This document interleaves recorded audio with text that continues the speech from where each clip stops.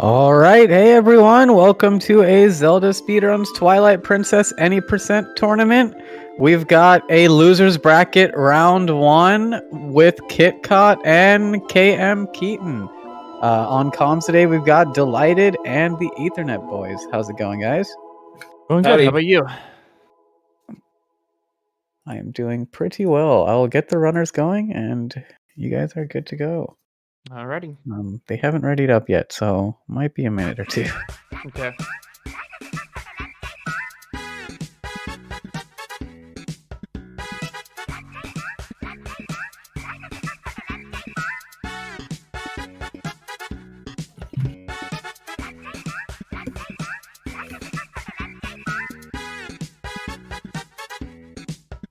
Oh, do they have like around the same PV? It's something like that, I think. Yeah, I'm not too like- sure though. Within like 30 seconds. Dang. Oh wow, this will be good.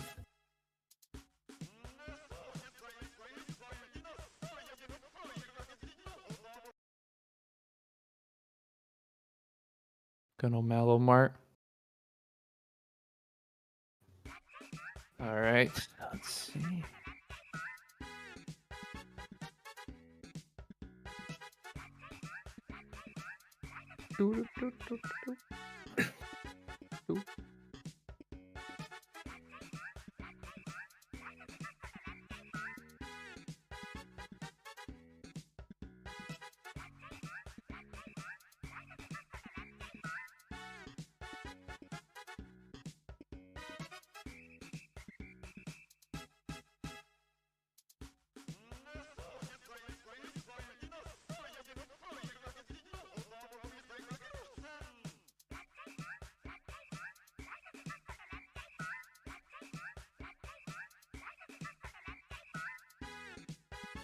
UK land versus Link.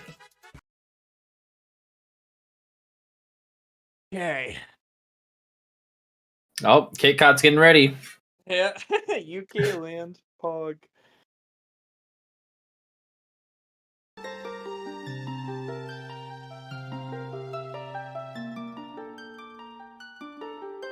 Alrighty. Here we go. About to get the show on the road. It's gonna be a great match, hopefully. Yeah, if they both play well, it'll be a very close game, it looks like.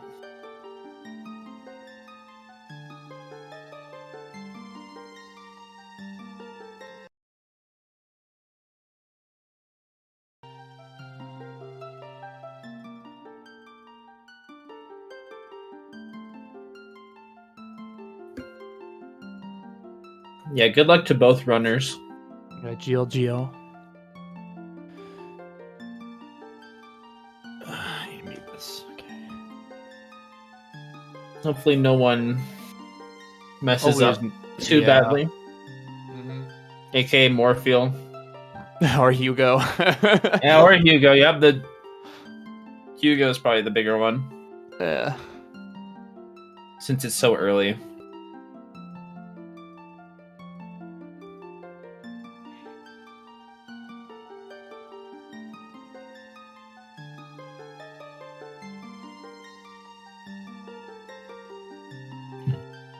Is that a prediction? Got a prediction. Oh, Pog. Let's go, dude. Who would take the win? I don't know. We shall see. Yeah. Find out in about 3 hours, 42 minutes, 43 minutes. Yeah, don't say.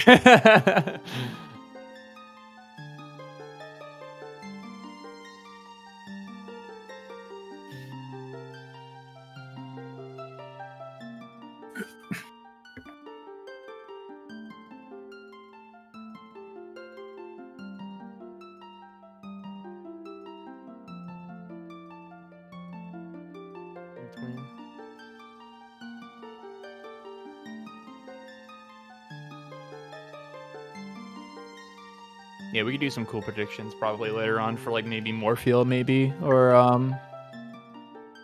probably Gorge Void or something like that. I don't know. The ones you can get are Hugo, Gorge Void, Morpheal. I mean, if you really want to, Death Sword Skip, but it's whatever. Yeah.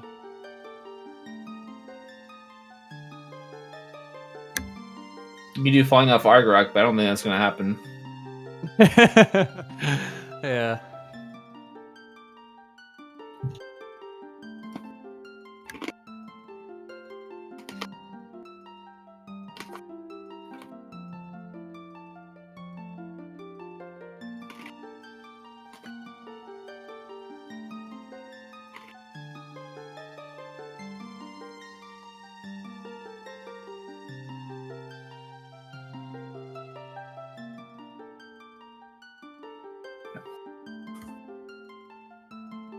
Well, All right. The countdown's beginning. Here we 30 go. seconds. Good luck, everyone. And Jill to the runners. Hopefully things just go well. Yeah, hopefully people, aka Hugo and others, don't troll you. Oh, a second. My cat's trying to get out of my room. Oh, God. I hope you guys get all the one-framers. The one-framers that matter, obviously. All right. All right, and the race has begun. So the first thing that they're gonna do is they're going to go to near the Oron Spring, but they're gonna pick up a rock, and then they're gonna attempt to clip through this gate. And then after the gate, they're gonna do a one-frame trick, and hopefully they're doing safe bit. Basically, we're doing a trick called Back in Time. Allows us to play the game on title screen, and allows us to get certain items really fast, and also progress the game's story for a little bit. All right, this is the first increment of RNG in the game, or in the run. See all the gates, though? All right, Kitcot's out first try. Oh, Keaton's, oof, not out. The good old gate, dude. RNG gate. Yeah, it looks like Kitcot is going for safe bit. Looks like he's doing the uncontroller plug. He looks up. Yeah, He's going for safer bit. Yeah, safe bit. So what he did right there is he unplugged his controller and plugged it back in. Oh, he unplugged his controller while was holding the inputs, right D-pad in right D-pad, or is it? Yeah, right D-pad in A. Yeah. And those when you plug it back in, the inputs are basically buffered, and they'll be executed the first frame you plug in your controller. Keaton's also going for safe bit. Yeah, and then like D3 said, once you soft reset on the same frame you're respawning, you'll actually respawn on the title screen, which gives you Hero's Tunic, Ordon Sword, Hylian Shield, and a certain flag in the story, which we'll see later. But in this state, you really can't do anything on the title screen, so you're just going to save, which will conveniently place you at Fair and Spring for some reason. Yeah, it's really nice that the game does that. I mean, if anything, we would be able to grab opponent, I think, anyways, even if it didn't spawn us there. Well, here's the thing: it depends where it spawns you. That is true, though. It does depend where. Because if you're in the Twilight, there's no opponent. True.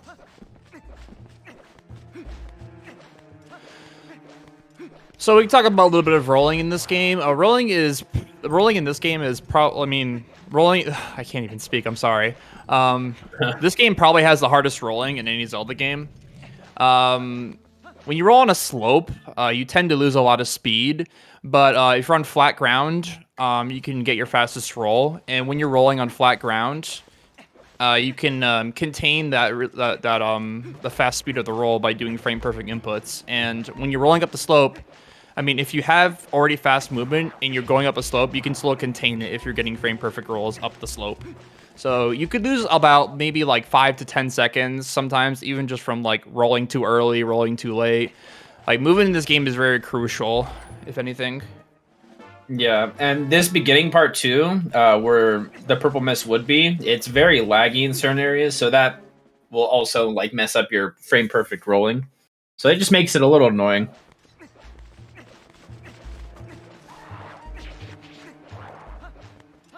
Yeah, Ether brought up lag. There is quite a bit of lag in this game.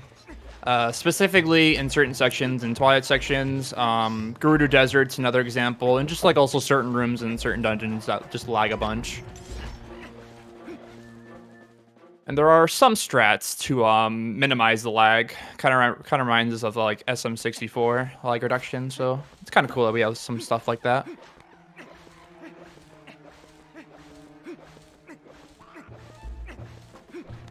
Yeah, I never noticed as a kid how much this lagged, but apparently it lags a lot for some reason. The Wii version obviously does not lag, like, I think, at all because of the Wii extra doesn't. power.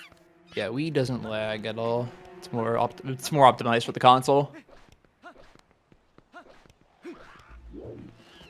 All right, Kitcot finished up the goblins, breaking the cage. Oh, there we go, got it. 419, pretty standard.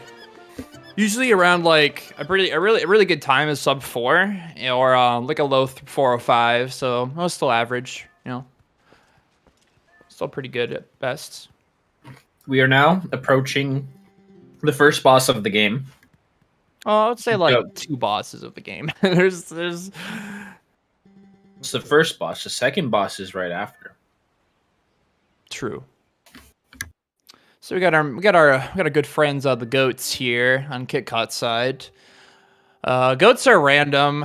There are ways to just manipulate them, but their patterns and the way they move is completely random. Like some of the times, goats can just either stand still when you whoop them next to them, or they could be like very anxious and just move really fast.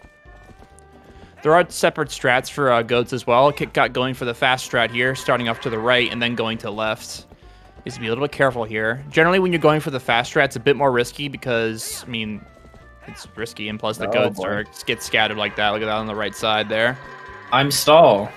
I'm stall indeed.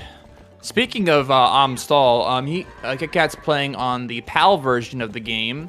The PAL version of the game is faster by maybe 6.6 seconds, I've been told.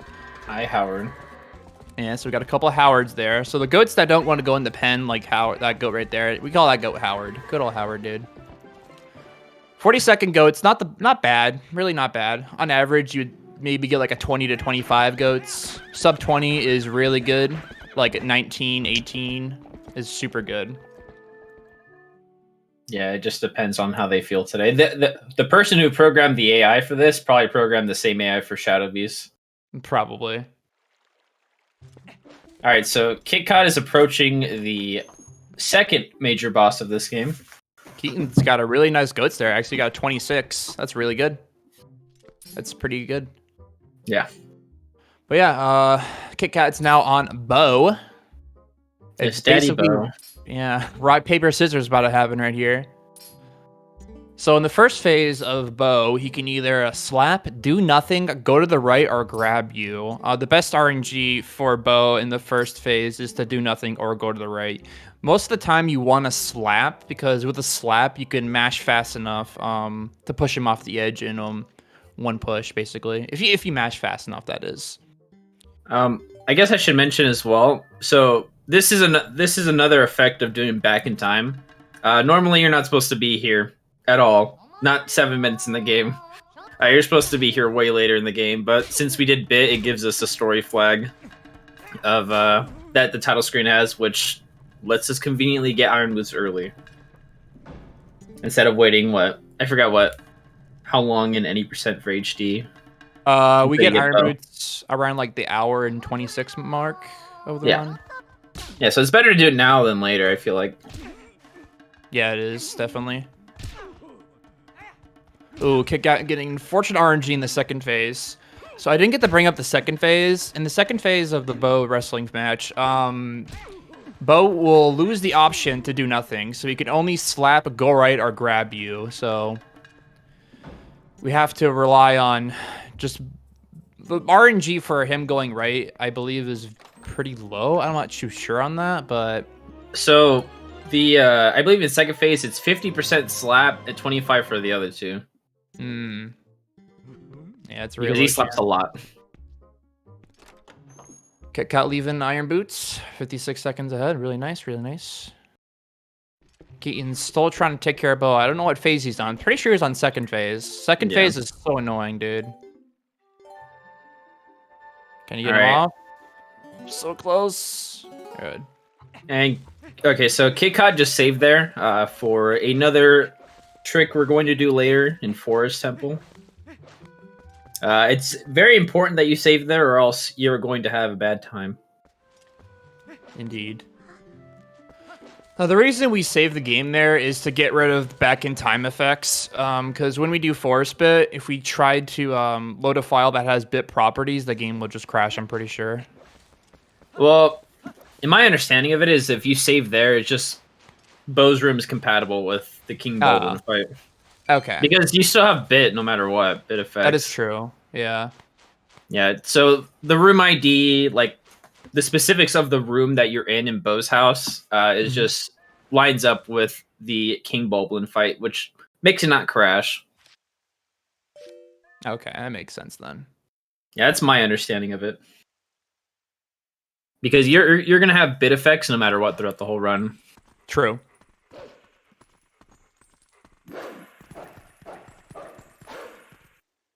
No box break. Oof. Keaton's not Keaton's Kitcot not getting the box break. It saves 3 frames. Reset. Rip. Yeah, reset. Oh, where's Alberto? So both runners are pretty close to each other, both coming wolf. Kitcot has a slight lead though in the match right now. So as we are dashing through the sewers, dashing as Wolflink can be a little easy, but it has there's some slight cool things with dashing. So when you dash off a ledge at the last possible time or whatever it is, you get your dash basically gets instantly refreshed, and that's what known as called a dash cancel. So we'll be using Oh no! Oh no! What the heck? That is oh no! Keaton's with an error has occurred. No, dude. No, dude. Yikes. Okay, the only reason I can think of that happening is a disc not being able to be read after a certain time. Like the console gives you like a little bit of time to read it, and if it can't read it, then it'll say nope. I don't think he's gonna lose too much time since he saved. Yeah, that is true. Keaton's did save that bow, so that's at least good. You can still gonna lose a little bit of time, but you're not gonna lose like he doesn't have to start over. Yeah, he doesn't have to start over, which is nice. GG, nah, come on now. Nah, GG is not over yet. It could still. Yeah. Hugo and Morfield can give Keaton a chance right now.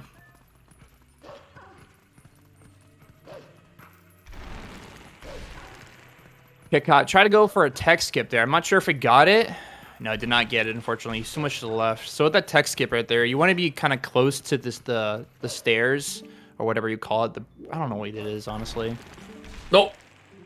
Oh, wait, did he not get it the second time? He did not get it the second time either. So oh my God. there's like a little bit of a box you need to be next to, or whatever it is, next to the... You want to be basically next to the staircase as possible, so you can get the tech skip. And if you don't think you don't get the tech skip, you can always go back into the water and trigger the text box regularly, actually. So I didn't know that. Yeah. I would just do it again.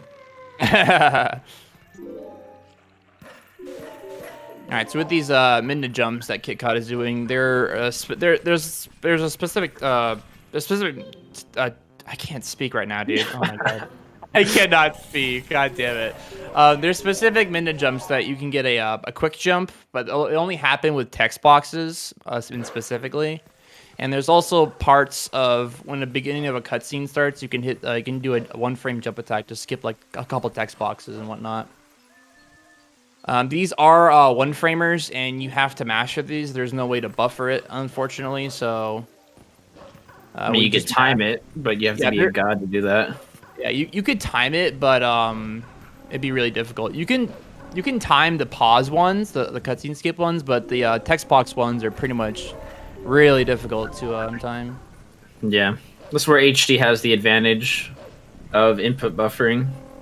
Yeah, HD has input buffering, which basically after the text box, all you do is just hold the A button, and Wolflink will automatically jump. So yeah. HG has input buffering so that they can get free 1-framers out of cutscenes and whatnot. Yeah, they can get Gorge Void for free, but then have to go back to do the cutscene because they can't do anything else. Yeah. All right, hopefully Keaton's tech error has gone away and not gonna do the same thing again. Yeah, if that happens again, that's going to be very suspicious. Mm-hmm. Either his Wii is dying or his disc is something. So what does kmkeaton need to do to be ahead? Well, speaking of being ahead, we have to do. Kitcot's not going to do our friend Hugo, our Sword and Shield skip. Sword and Shield skip is probably a big blockade of learning the route in general, or TP in general. What we have to do is we have to hit the trigger to go inside Fair and Twilight, and we have to jump over a second trigger that's before Fair and Twilight. So there's like 2 triggers overlapping. We need to make sure we hit the trigger to go inside Fair and Twilight, and not have Minna tell us to go back. Yeah. So sorry, go ahead. Okay, no, you go. Oh yeah, so since we did back in time earlier and it gave us that flag to get Iron Boots from Bo, we unfortunately cannot normally go get the Sword and Shield because the game thinks you're way past that, so it's not going to load up that area with the Sword and Shield. So if you do back in time, you have to do this trick.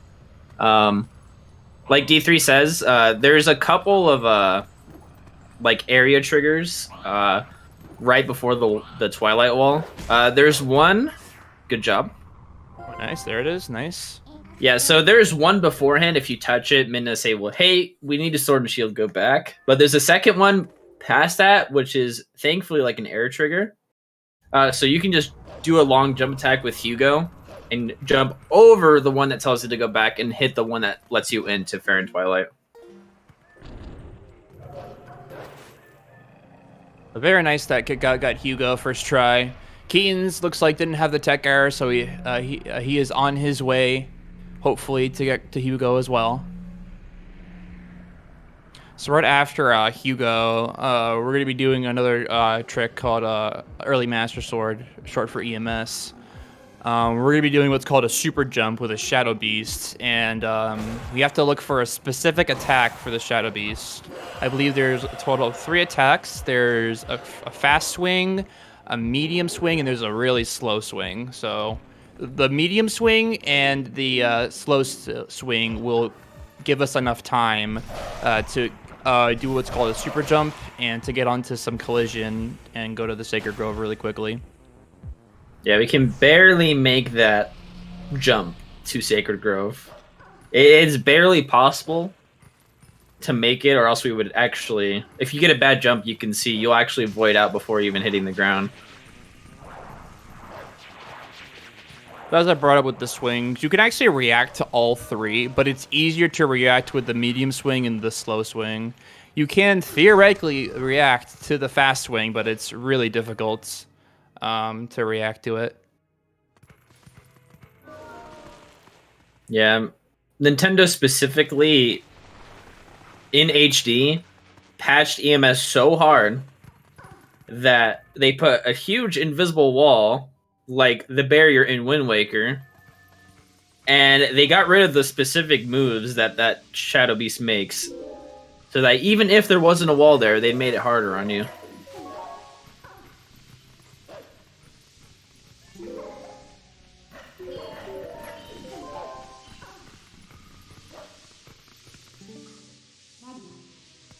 All right, now Keaton's is on his way to go to Hugo now, or Sword and Shield skip, while Kitcot is on his way to do EMS in just a little bit after these mid jumps are done. See if he gets the right cycle here with the debris. And yeah, it looks pretty good. Had to wait a little bit there, but still don't want to take a risk, getting hit by it. I wonder why they hated that glitch with such a passion. I mean, Nintendo doesn't like people breaking their games. Apparently. My assumption is just it's just game breaking, I guess.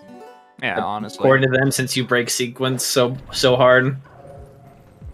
Interesting how Kitcot's taking a save there, actually.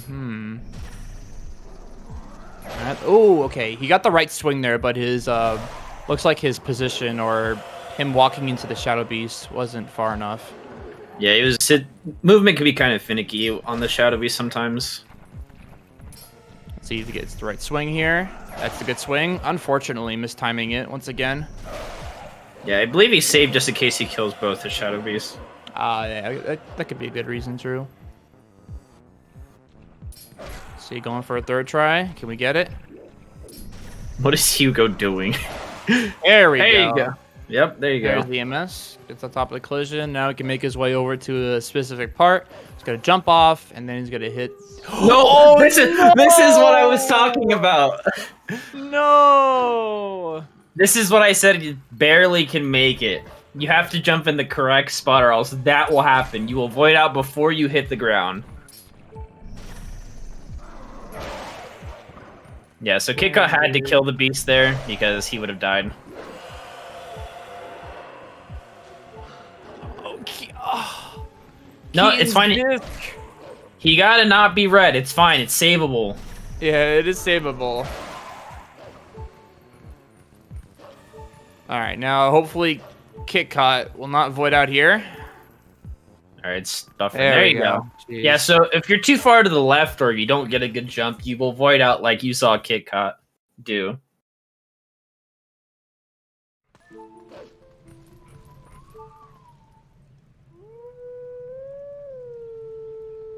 Yeah, keep going, Kit. You have to finish the race. Is Keaton still able to catch up? I think I saw in chat that Keaton's was like fed up with his disc or whatever. So I don't know if he's going to forfeit. Keaton, is your disc scratch or is it just dirty? I would just say just try cleaning it real quick. Because you have a could not be red instead of an error, so you're fine if you clean Yeah, it. you can just you can reinsert the disc. Hopefully Yeah. it reads.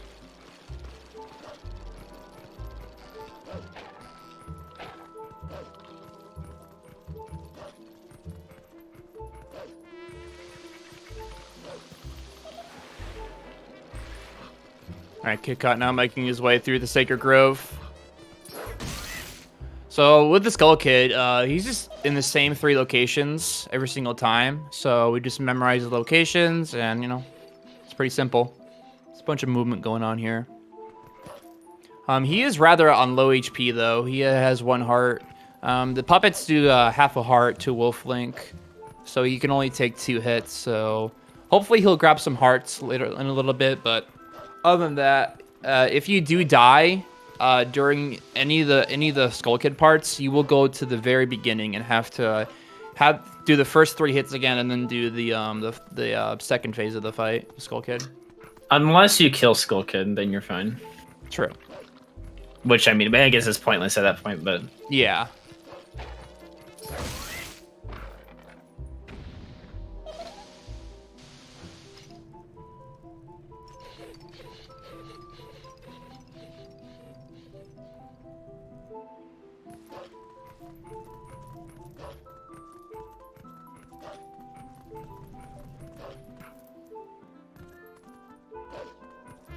All right, so in this first hit, you can hit the Skull Kid right away before he blows the horn, or the trumpet, whatever you want to call it.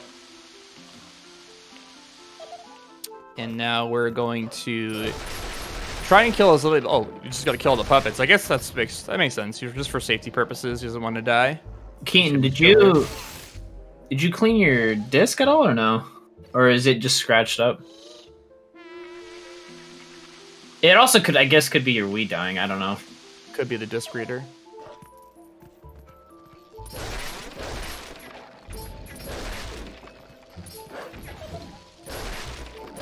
I'm a little too early at the Skull Kid. Oh, Kitcot making it really making this fight really sus right now. That's why he's jump attacking all of them, I think, just so he doesn't die. True. There we go. I don't know if it's possible, but I mean, I guess if I don't know, maybe if Kitcot's nice, you can retry the race. I don't know. No, probably not.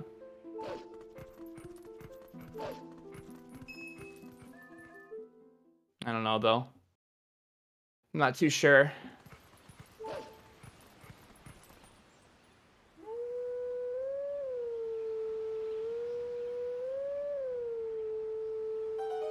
All right, so now we got the mastered puzzle. Just want to go left, go down, go up 3 times, go right twice, and then go down 3 times again, or 4 times, I don't know, and then go left and then up. So you just want to go in a big rectangle or big square.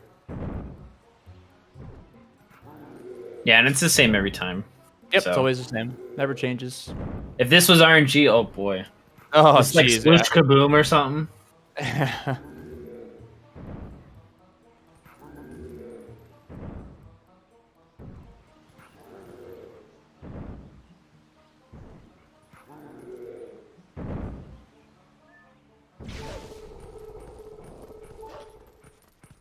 Yeah, Keaton.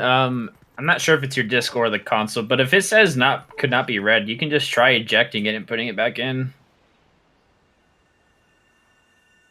All right, Kitcot now has the Master Sword. The Master Sword allows us to do multiple different things now. One of the main things is to transform between human and wolf with the Shadow Crystal. Fun fact, the Shadow Crystal actually allows us to transform between human and wolf. It's not the Master Sword. We just get the Shadow Crystal with the Master Sword. Yeah, and if you were able to skip this cutscene somehow, you would actually not get the Shadow Crystal, and that would be very bad. Yep. We decided to be the last day. Oof. Yikes. I'm sorry, Keaton. You don't have anything else? I'm assuming no other Wii, no GameCube, I guess. At this point, it's whatever, I guess.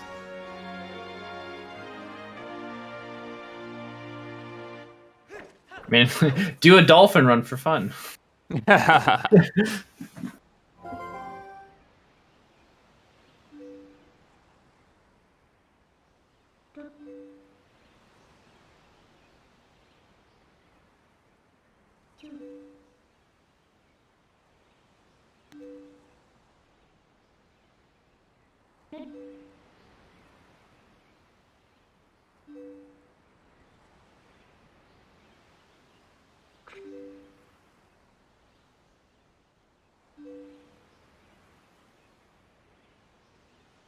Alright, so after the Master cutscene, Kitcot's gonna make his way to Forest Temple, and we're gonna use the last back in time in the run.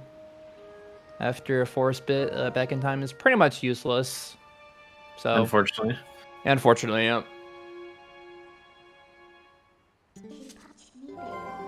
Don't worry. Come July, this will no longer be the longest any percent. Yeah, true though.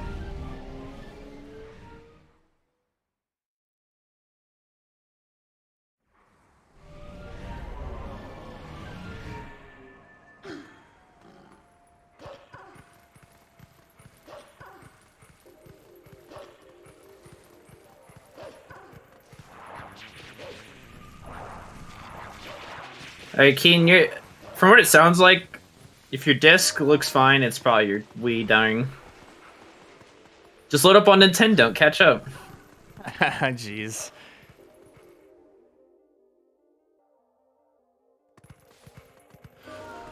Alright, so now that Kitcot has the Master Sword, instead of doing the minute jumps across the purple mist, we're just going to be transforming into human and using the lantern to get ourselves through the purple mist.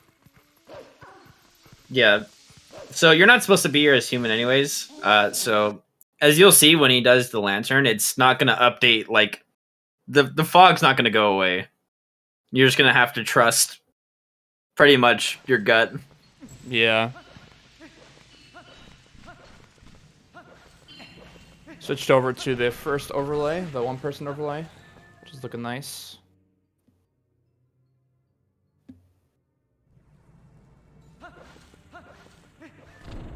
Alright, so with these Shadow Beast fights, Shadow Beast can be either very nice or have some weird, can be looking at walls for a little bit. So as you saw right there, the Shadow Beast in the back was just chilling, looking at the wall, and that's Walter. it. Yeah, I call that Shadow Beast Walter, you know? Just likes to look at walls.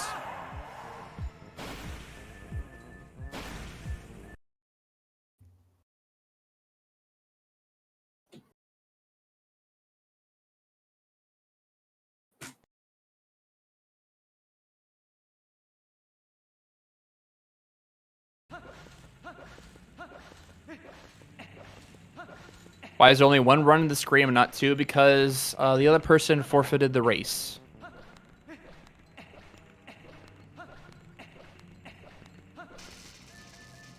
All right, so now that he's gonna enter now Forest Temple, and there are two separate strats for this back in time. There is a save bit, and then there's an item wheel setup. So let's see what. All right, looks like he's going for item wheel setup. Item wheel setup is a little more difficult in my opinion. The other method is called save bit, where basically you jump slash and then you pull out the. Oh, nice! I got first try. There we go. But yeah, the save bit is basically you jump slash and then you pause the game and you save, and depending on what frame you do, you either do a do different things with when you're resetting. But since Kitcot got the item wheel strat, he is able to do a bit pretty quickly there. So what he did right there is he actually skipped the cutscene. Never mind. He soft resetted, then he skipped the cutscene. When you skip that cutscene, basically the values of that cutscene are going to be moved over to the file, and then with the values, we have the monkeys. There's going to be monkeys when we open the door to the first Ook cutscene, and then later in the run, we're going to be able to get to Deku Toad a lot earlier than usual. Yeah, so whenever you enter like a mini boss or a boss, the game sets boss flags. And when you go to that, on the title screen, it conveniently puts you at King Bulblin 1 fight. And since it's a mini boss or a boss, it'll actually give you boss flags. But if you soft reset and skip the cutscene, you actually can soft reset and keep the boss flag value. Getting through the spider. Oof. Almost got bit there, but we got through that.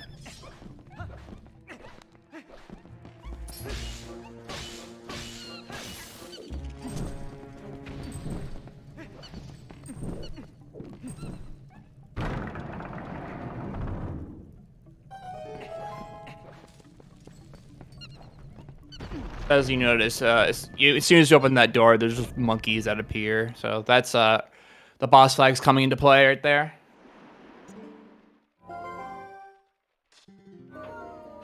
Yeah, for some reason, the monkey value is pertained to boss flag value. Mm-hmm. All right, so now we got Ook. Oh, no, go ahead. My bad. I didn't mean to interrupt you. No, that's fine. I'll just say, which sucks that it's not used like that anywhere else. Oh, okay. Where you can just boss flags for other things.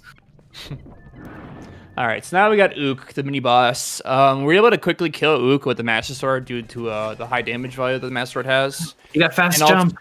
And also, as you see, Ook is just hopping around. All the extra hops he's getting there is RNG related. The best Ook you get is like 2 hops. So I wasn't counting how many hops he got. So as you see there, he was able to one cycle really quickly with the Master Sword.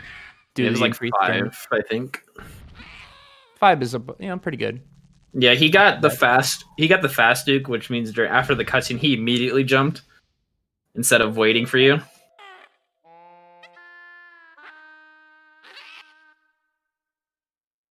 And as soon as he gets the Gale Boomerang here, he's just gonna save warp out of here. We're not gonna complete the first 2 dungeons. We're gonna complete in this run are Lake Bed, Arbiter's Grounds, City in the Sky, Palace of Twilight, and Hyrule. Those are the only dungeons we actually complete in the run fully.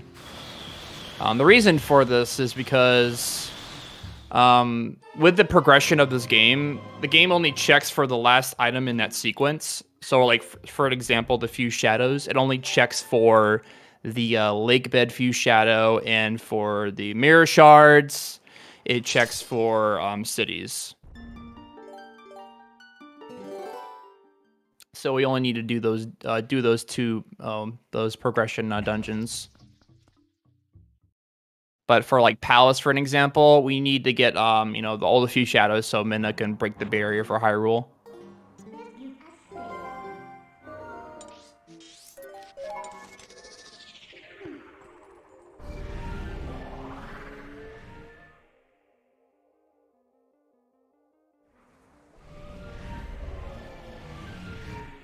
Looks like Dragonbane is saying If they want to try again, they could reschedule. But obviously, I believe it's up to Kitcot.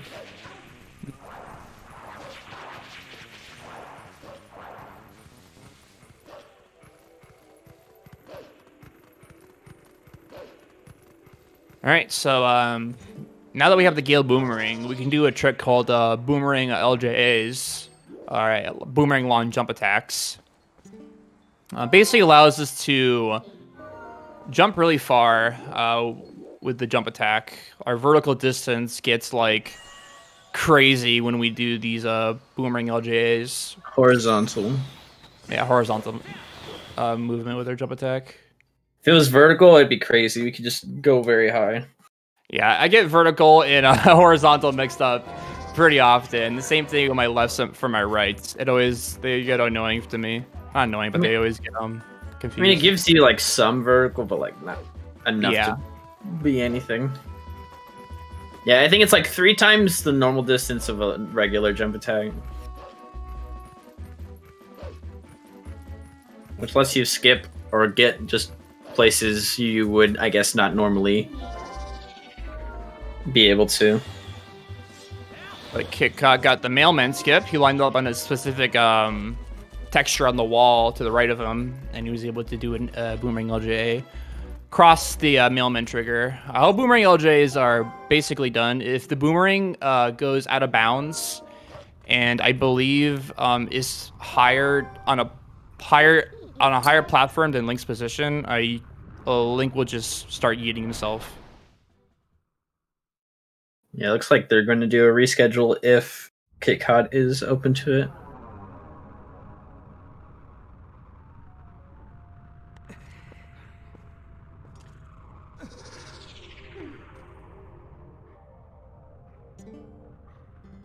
All right.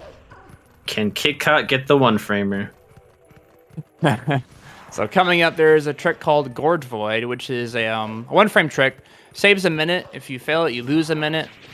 And with the Gorge Void, we typically runners have a visual cue, and they use the portal, some of the portal's visuals when it leaves the top of the screen, and you press the A button. So let's see if it gets the visual cue. Unfortunately, he failed it. Dang. So when you get Gorge Void, you'll see, you'll hear Link just void out.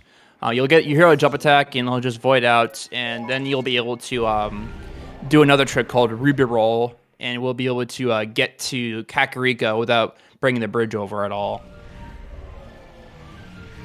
But since he failed Gorge Void, he is now going to go do Forest Escape once again, and go get the Claw Shot now.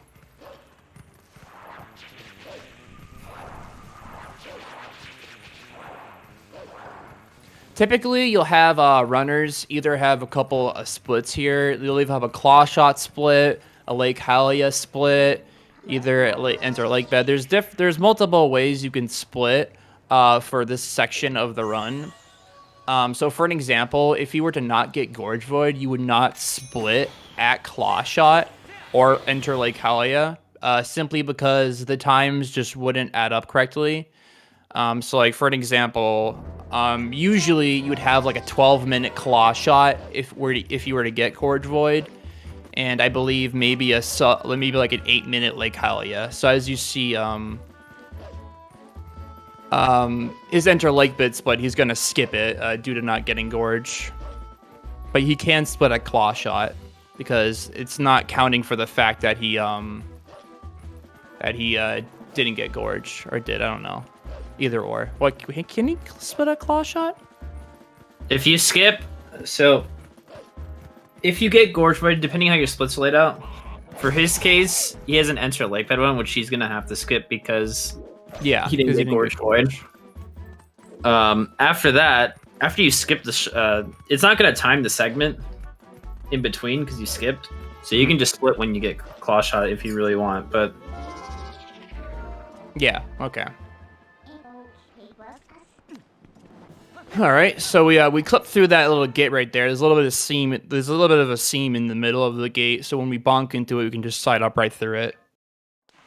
And right now we're gonna do a trick called pillar clip. We're gonna sink to the bottom and we're gonna swim in between a pillar, and then we will hopefully get pushed out of bounds, and we can iron boots pump our way into the loading zone of the dungeon.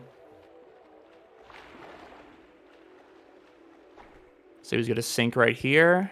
Thankfully, the water level is just low enough that we can actually make the loading zone here. So we've got a pretty awkward angle here.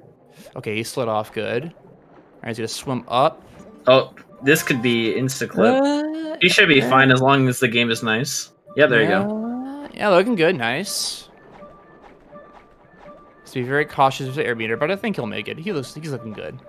Yeah, so with that position Kitcot was in, if he had went a little further up, he actually could either mid-list or insta-clip, which is significantly faster. But that wasn't very slow either, so... That was pretty decent. Yeah. Another effect of having the Master Sword, if we save warp in lake bed, the game will actually bring us to the ground level and not put us in the water, so it's really nice. Yeah, the game thinks you, after getting Master Sword, the game thinks you already beat this place since Master Sword's after lake bed. So it's just like, alright, we'll just put you over here since you've already beat this. So inside lake bed, generally casually you need a bow and arrow and some bombs here to break down the stalactites. But with the addition of boomerang LJAs, we can actually skip the fact that boomerang is needed in bombs. We will be getting bombs later in the route, but we're going to be using bombs, water bombs, and specifically for Morpheal. So Kitcot's gonna line up on the collision. Yep, just hop right up there, nice and easy. So recently, there's been a little small development inside this next room where you would pull a lever on a different side and get Uku, and then you would jump down and go fight Deku Toad. But let's see what he's gonna do. I think he's gonna be doing the double LJ here. So he's gonna ammo up the chandelier and over to another specific spot, and he's gonna go flying. I hope that works. Yeah, that looks good. I think it'll work. Yeah, that's good. Nice and easy. Yeah, So this looks what, like 3 seconds? 5, yeah, I don't know. 2 to 3 seconds over the new reroute. Yeah, the other play had forfeited, unfortunately. Yeah, if you know this route, alright, like if you know this specific route that he's doing, I mean, in my opinion, if you care about the 3 seconds, go for it. If you, I mean, this way looks cooler, and if you already know it, you don't have to relearn anything. Yep. Concussion time. Yeah, Slink likes to dive a lot on very hard floors. So coming up in this room, we get another double LJA to get to the Deku Toad room. It's gonna aim above the little roof that counts as a platform, surprisingly. So there you go. Yeah, it's weird. It's like above door frames and stuff count as floors, or higher ground.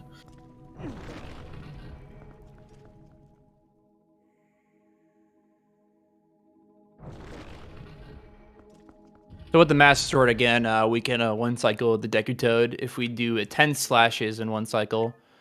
So it's very precise. You could do either 2 slashes in a rhythm, or there's other ways to do it.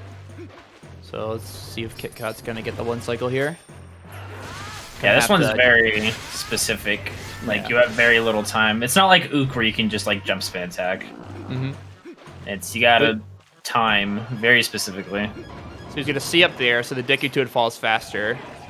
3, 4, 5, 6, 7, 8, 9, 10. Oh! He's a little slow. Yeah, a little bit slow there. Yeah, he was going for the 1 hit, not the 2 hit, which is even even more precise timing. So Deku Toad literally has 1 hit. So he's gonna have to kill the tadpoles again. He's gonna have to get close to him, see up, and then he'll fall faster, and then he's gonna go for 1 more slash, and that'll be it. Yeah, you lose like 30 seconds if you miss the 1 cycle.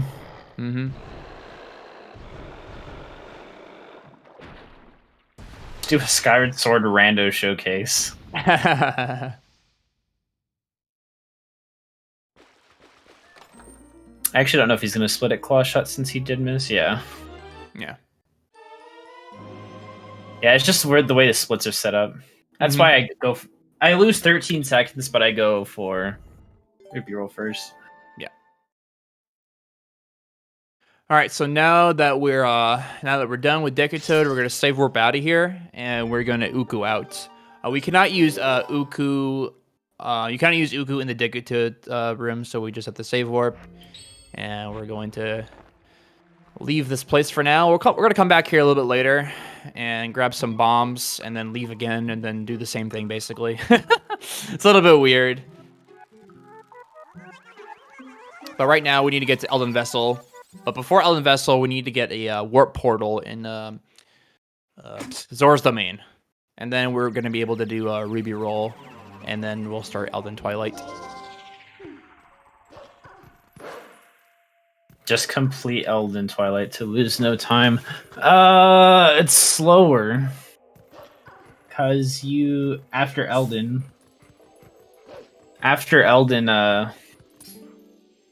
you need to warp the meteor or whatever, and it's slower because you have to warp back to the forest.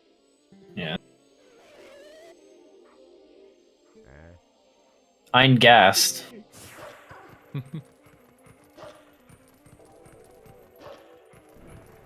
All right, I can't so remember to get grabbed. No. Jeez. All right, so there is there's a quick kill strat with the Kagarok. Let's see if he's able to get it here.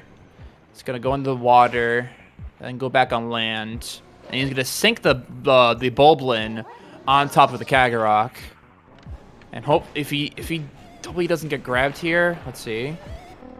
Looking good. I think that's fine. I think he should be fine here. Oh no, that was unfortunately. It was too late, I believe. Yeah, that was late. This is a weird pattern. That's not gonna work. Yeah. He needs a sink sooner. Yep.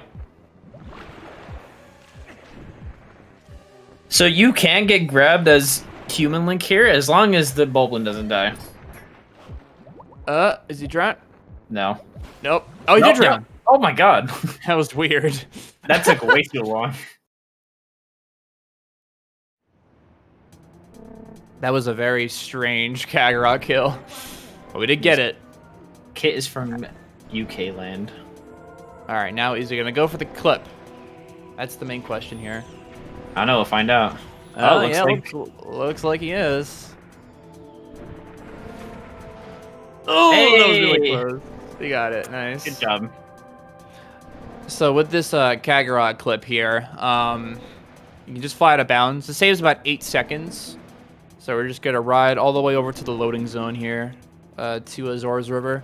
So this Zora River's loading zone like infinitely extends out of bounds, so we don't have to go back in bounds at all. Oh my god, I can't spell. What is Discord's autocorrect?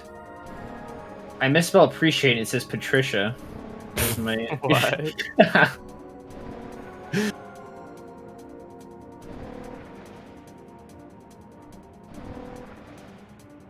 Yeah, so this race will not affect the placing of the tournament. It's going to be rescheduled, so hopefully the reschedule will be soon. There is another one frame jump here. Does not get it. I don't think he went for it at all, but it's all right. Yep, so we're just having a Kitcot showcase. Yeah. Try and go for the PB, I guess. Hopefully. Yeah, we'll see how he is on PB after he gets to Elden Vessel. Mm-hmm. Also, upcoming right here, we said earlier how we can get one frame jumps after minute text. This one specifically, you cannot do for some reason. Yeah, that one's really weird. I don't know. I guess the person that codes the text boxes wasn't there that day. Oh no, it's fine. Yeah, okay, it's fine.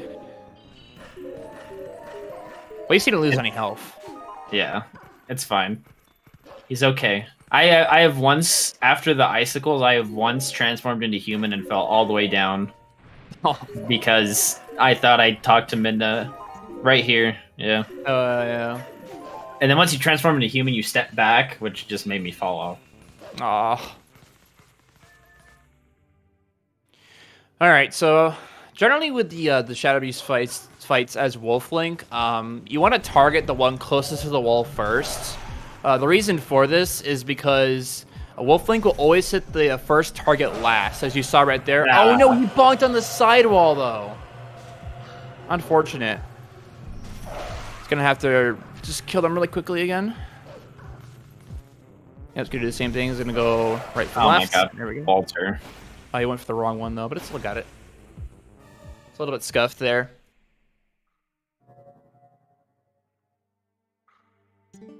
Yeah, so now I'm gonna warp back to Forest, I believe, yeah, and then go do Ruby Roll. He's gonna have to do a mailman skip again though. Yeah. You could see the highly impulsive service today. Maybe, we'll see.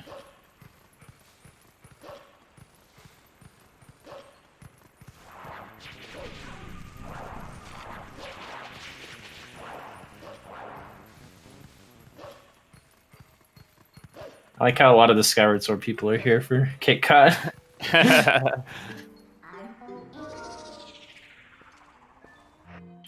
It's gonna lamp again for Forest Escape. There is a alternate method where you could use Wolf Link, but it does lose time, but it's more consistent in my opinion. Yeah, it's consistent. Human method is YOLO fast. It's just you go line up and you YOLO it, and if you get it, it's faster. But if you're looking for consistency, then the Wolf method, like D3 said, is more consistent. Oh, he rolled! He didn't pull out a sword. Yeah, sometimes, I don't know why, sometimes with the boomerang, it just will not let you pull out your sword.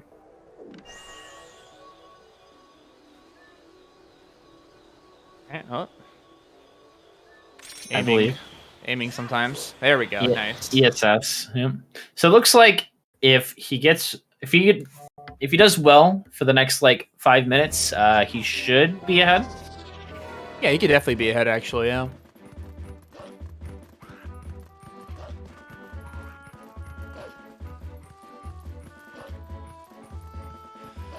So on our way to Ruby Roll, I could somewhat explain it. So what's basically going to be happening with the Ruby Roll is we're going to target a Ruby, and then we're going to target on top of a fence, and then hopefully we're seeing the high impulse service. The postal service. There it is. Yeah, as I was saying with Ruby Roll, we're gonna target a Ruby and then target the top of a fence, and he's gonna get the Ruby text box, and like a frame after the text box ends, he needs to roll and then grab like the ledge behind the fence. So, and then once he does that, he's gonna make his way across the behind the fence, and he's gonna do an LJA over the gorge. So this trick can be quite difficult sometimes because aiming's a bit precise. So hopefully it will not. Ruby Roll will be nice today. Looks like he's going to be taking a safety save just in case, though. Yeah, the aiming's precise for the LJ.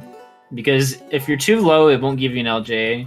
And if you're too high, you won't target.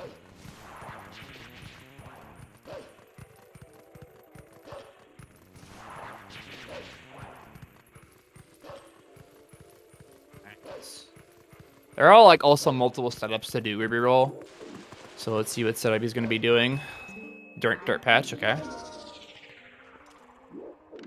he's going to target the back of the fence, and then he's going to target on top of the fence. Seems rather close, though. I think he'll be fine as long as he... Seems rather close. Oh, yeah. All right, so he needs to grab the edge. There's the one-frame roll. Oh, he just grabbed it. Nice. He's going to turn himself over. Going to line up specifically. 1, 2. Alright, so should be fine from here.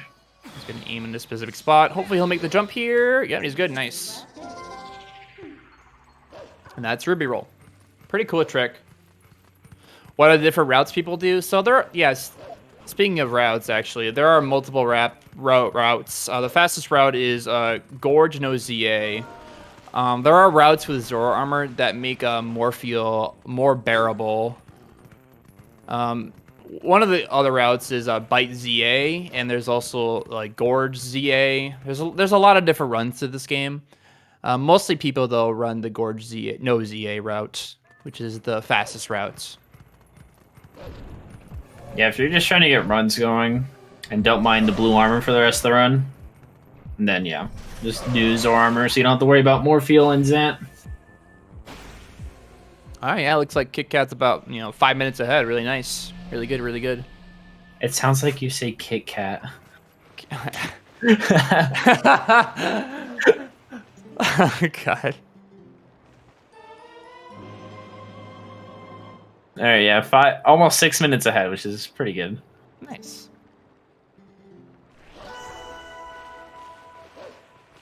All right, so now we got the Twilight sections going on here. We do have to complete 2 out of the 3 Twilight sections. I should have explained before, but we did skip Fair and Twilight altogether. Fair and Twilight is not needed whatsoever. Yeah, Fair and Twilight's not needed at all, just because of literally there's no reason to. You'll see later we can get the ending blow a different way. All right, as you saw right there, Kitcot actually side up through a well there. It has I believe it has no collision for a human, so you can just side up right through it.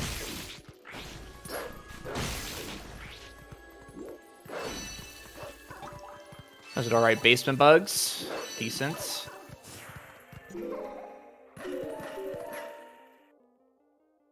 So there are some pretty cool strats that we can use with human form in these Twilight sections. You'll see a little bit later on, we're going to be doing a trick called Bomb House Skip, where we can skip going into the bomb house and killing a bug outside of the house. There also are like some small differences between like the Twilight sections and for the HD version and the GameCube version. Some notable differences are there are less tiers in the HD version. Like this tier is actually not in HD whatsoever, and there is I believe there's no tier in the graveyard actually in HD. No, because you can just warp out. Yeah, that's right. Yeah, after you get basement bugs. Yeah, unfortunately, you messed up a little bit on the strategy.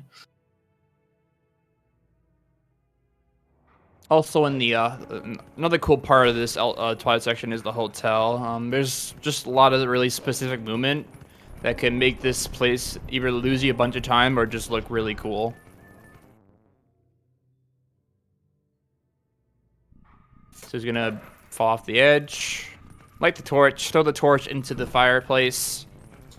And he's gonna kill the bug, and then let's see what he's gonna do after that. Yeah, it's gonna go up top. Oh, the bug fell up top. That's right. So he bonked into the little wall there. That was because the reason he did that is so he can get the bug off the wall. And unfortunately, his position was off where the bug went up to the top of the room. So he's gonna have to kill the bug and wait for the tier to be collected. Yeah, if he's positioned right, he can make the bug not fall off. Yeah. So it's going to be at least a little faster than having it fall down. I think it's faster if it falls down.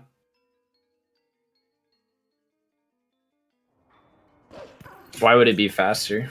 Because on your way up, like you're going to wait for the tier when you're going upstairs to get the second bug, basically. So the tier is pretty much be ready to be collected by the time you're on your way out of the hotel. Because the tier has to like be ready to be collected, you know? Mm-hmm.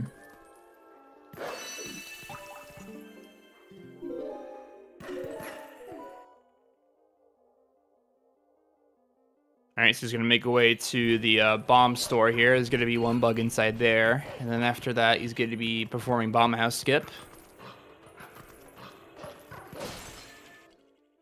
Bust into that window, no problem.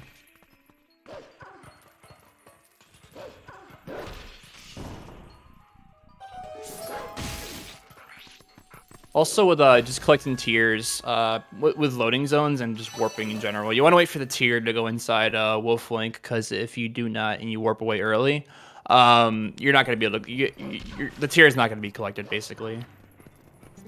All right, so Bombhousecape, he's going to transform into human, and he's going to use the Gale Boomerang to do Boomerang LJs once again, to go across the gap, and then he's going to try and kill the bug before. Try to kill the bug before it goes inside the house. And then if he does it correctly, nice. The house is gonna just disappear, and the tiers are gonna be ready for you to be collected. It's a little bit finicky to collect the tiers, but that was not too bad. All right. There is also a wolf method actually that is a little bit faster than the Boomerang LJA method. Yeah, but it's definitely a lot riskier, because if you fall down, you have to go all the way back through. Yep.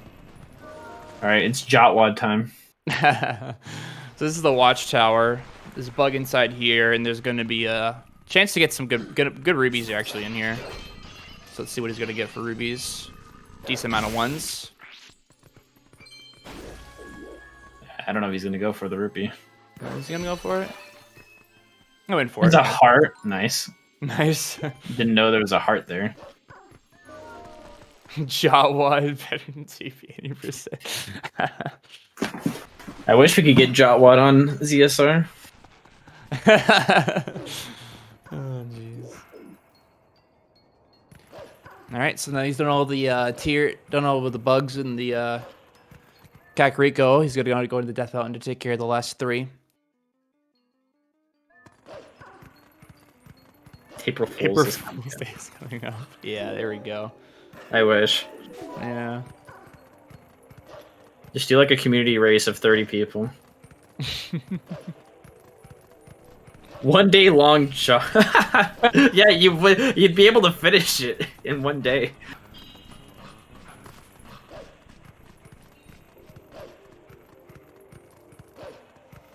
Alright, so there's a bug near this Halloween stone right here. Cool thing with like digging bugs is you can kill them before they're dug underneath the ground, so it's really really nice that you're able to do that. And coming up, we have another Shadow Beast fights. We're gonna be taking it form as Wolf. Generally, like the majority of the Twilight sections, we will be staying Wolf, just because we can only see the bugs as Wolf Link, and it's just overall faster movement-wise to move through the areas of Wolf Link. All right, I have arrived with Reese's Cups. Nice, welcome back. Since we said Kitcot earlier. Jeez.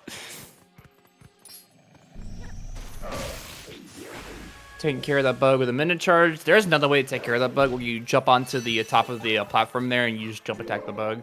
You can do either or. No, he missed the steam cycle. Unfortunately, not making the steam cycle there.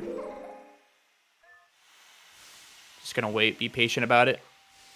There we go. Nice and easy.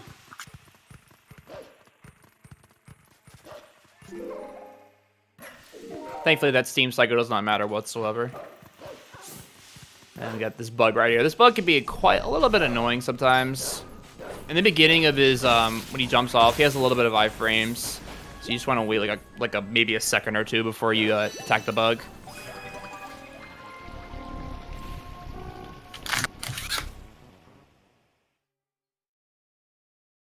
And right after Elden Twilight, we're gonna do Lanera Twilight.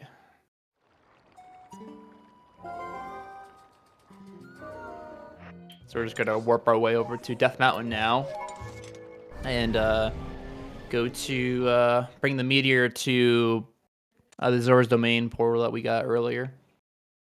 And this that will actually able for us to skip Gora Mines, which is really nice.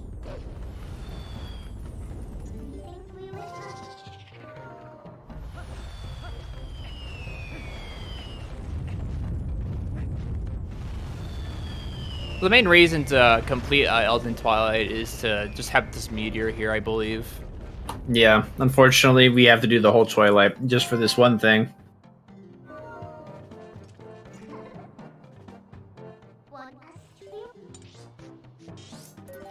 And it's like the only way to unfreeze Zora's domain is to complete Untitled Twilight as well. So, you know, We did figure out earliest Snow Peak, but it's not very RTA viable right now. that is true. There was a recent development in earliest Snow Peak. There is a way to get there, but it's very, very difficult. It's task only, I believe, still. And it only, saves, 30 seconds, maybe less or more? Well, it can save more, but as a human, it's not going to save any time, at least with the Yeah. current setup. But the tasks, I don't even remember if it's... I don't remember how much it saves for a task, but for a human right now, it's not worth it.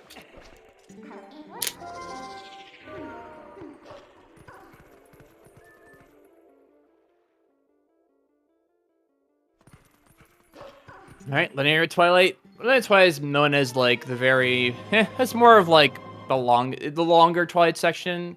We have to basically go all the way to Hyrule just to get one bug. So that's a thing we're going to be doing in this section as well.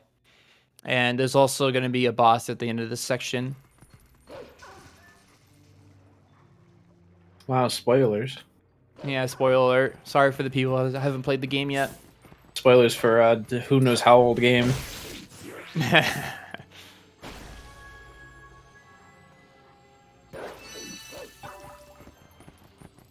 I'm spoiling everything. Yeah.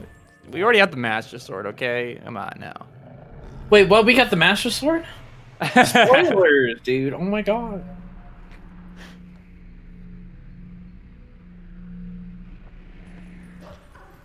Nice, because you know, been going left from right here, the fight. Nice Walter, dude. Walter. He can make it? Nope, never mind. He can't make it. What he could have done is he could have went towards the Shadow Beast and gotten hit, so it would cancel the minute charge, actually.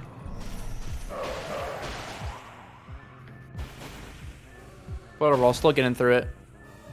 Very nice.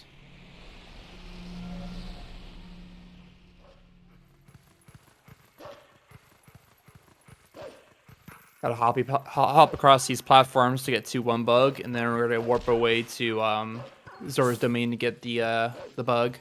Also, I should have mentioned once we teleported the meteor to Lake Hylia, we actually exited for the bottom, and the reason for that is we skipped a cutscene with Rutella, and we're gonna be doing that once again once we get the Zora's domain bug here.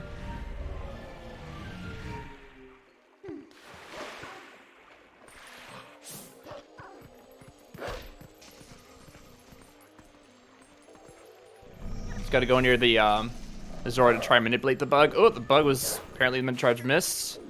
Bug is not behaving right now.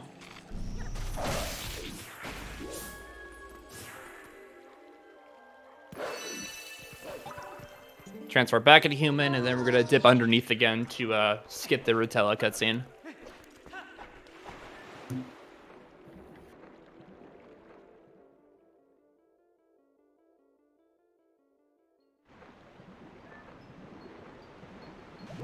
This guy's going for a waterfall side up. Looks like he was a couple frames early. I believe that's a 6-frame trick, and you want to be able to get a later frame than an early frame. Yeah, An early frame. Yeah, early frame will put you where Kitcot went, and a late frame will kind of put you. A later frame will put you on top of the edge where he's standing right now. All right, let's see if he falls off. Okay, we're good. People bonk on that corner right there. But yeah, getting the frame that he did, you don't lose that much time. Yeah. Missing it completely, you lose time. All right, lily pad bugs, the worst bugs in the game. Let's see what kind of RNG they're giving him. So we're getting trolled a little bit here.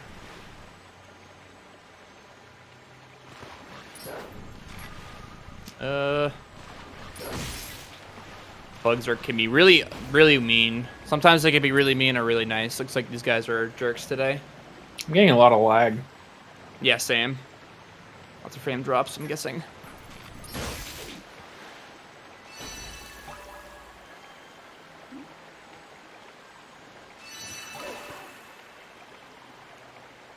believe it's game lag.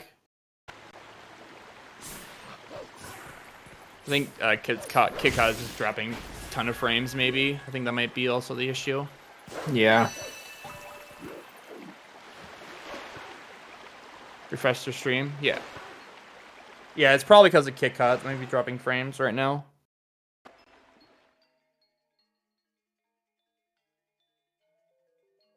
Looking like someone's splicing up in here. This is the first ever iteration of live splicing.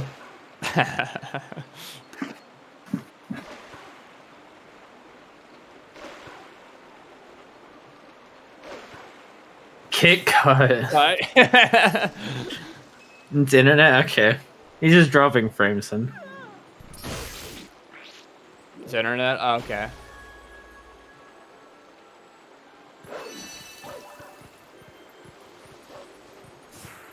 I guess. All right, now that. Yeah, I'll probably refresh as well.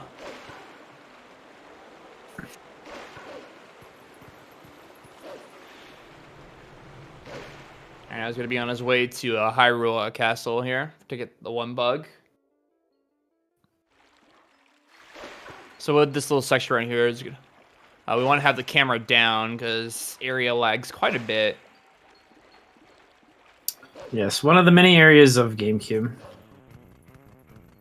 You're uploading a college project right now. Oh, jeez, man. Man's doing homework while speedrunning. Doing homework mid-race.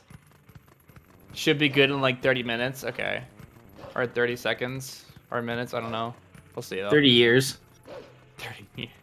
30 days. Money back guarantee.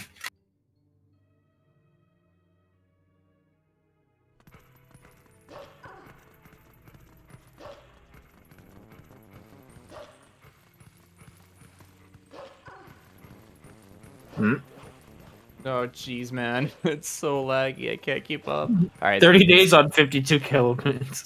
Smoothing out right now. Yeah, he's splicing homework. Here we go. Yeah, it's better now. Oh, well, I jinxed it. There we go.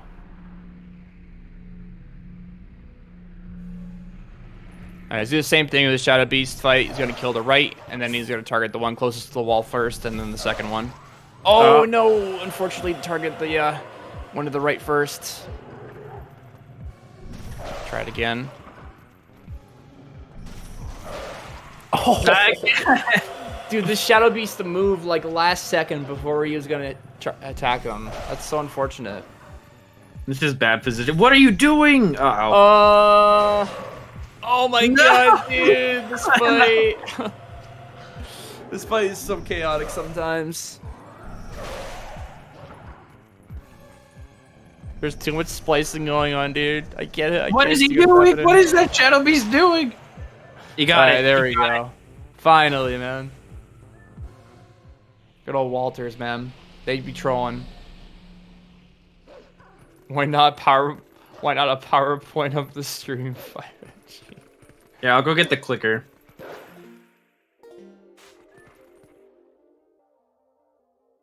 If he was running Jotwad, all right. I guess we're doing a Jotwad race. There we go, man. All right. So when he's in Hyrule Castle, he's gonna be doing B attack dash canceling. It's gonna be B attacking, then dashing just through the area. Dashing regularly in Hyrule is just very slow. The other guy had to forfeit, but they're gonna reschedule the race. His console was not being nice to him, so. Nice side up there. Disc reader RNG.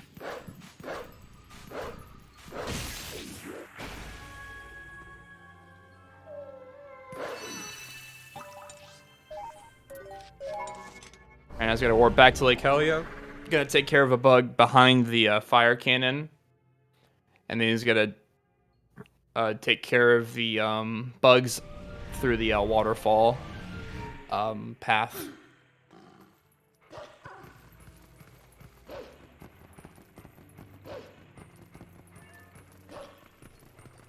Yeah, Howard wasn't nice to the other racer, unfortunately. Bug trolling just a little bit. Where's the bug? He's flying, dude. Some of these bugs can be very mean. He is trying to juke him out. Yeah. He did the fake out. He did the fake out. He charged and he said, no, I'm good. Yes, PAL is the fastest version by 6 seconds. Yeah. And you'll see why after Linear Twilight. I'll point it out. Although English is still good to run on. If you wonder why people don't run in Japanese, is because there's mostly a glitch that's patched called map glitch. It is patched in the Japanese version. Are you buffering? Yeah. Yeah, okay.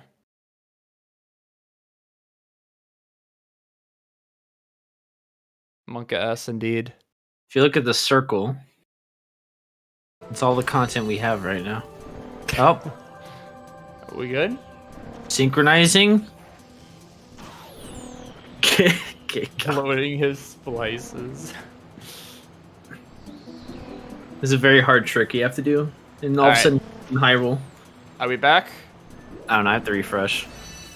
I brought it through as well.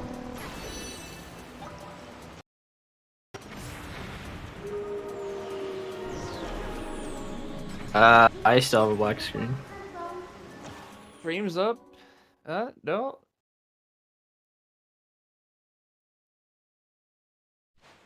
I think I can hear. I can't even hear it. Oh, wait. Yeah, I can hear the audio. But I can't see the game. Stream loaded. I need to refresh my thing. Yeah, I'll refresh as well. Yeah, there we go. We're back. Okay.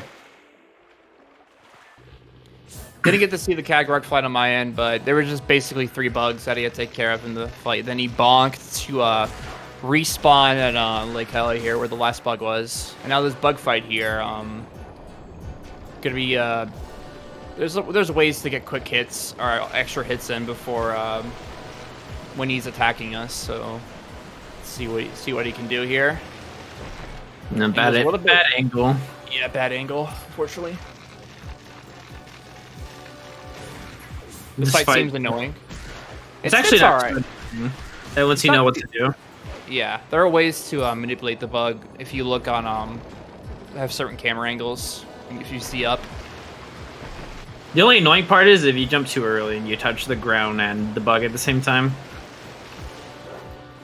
I'm not getting any fast hits, but it's all right. Just gonna play it safe. No. Oh, unfortunately, you missed it. In Griefin.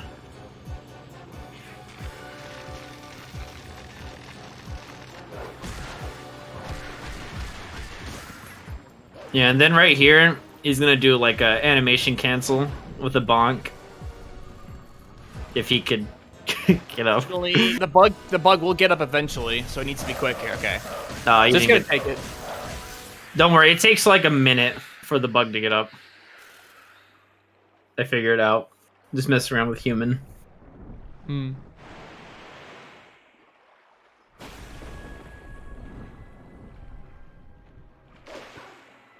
All right, you get the last tier, and now we're gonna. Now that we're done with the Twilight sections, we're gonna make our way over to. Could do a lot of prep for Morpheal and also grab the ball and chain in succession. Yes, this is the better part of the run, I believe, just because I don't know. Sometimes I get tired of just doing Twilight sections a lot, since it is early game. Mm-hmm. Morpheal's bad, man. Not yet. Not yet. Yeah, this is the part of the run where I think, all right, am I gonna get one bomb or am I gonna get trolled? Am I resetting with my 307 pace? Let's find out. Yeah, exactly, dude.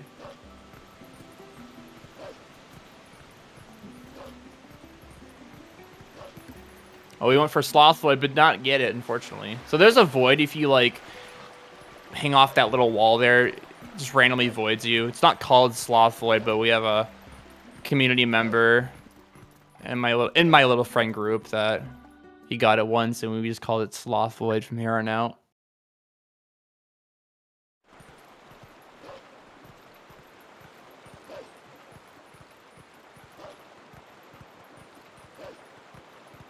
All right, so we need to sing at this Halloween statue here, our stone.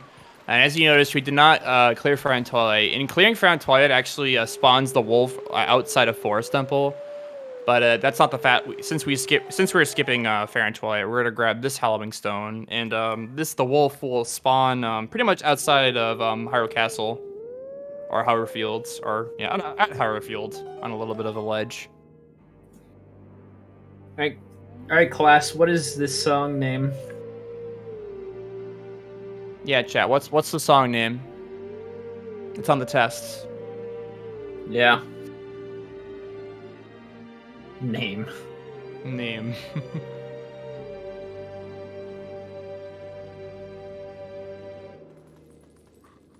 That was a very good spelling of Requiem. It is indeed a Requiem of Spirit.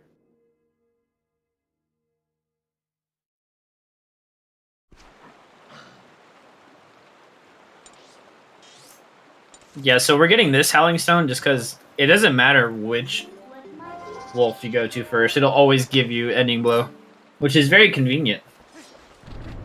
Or else we would have to clear out Fair and Twilight. You said nothing.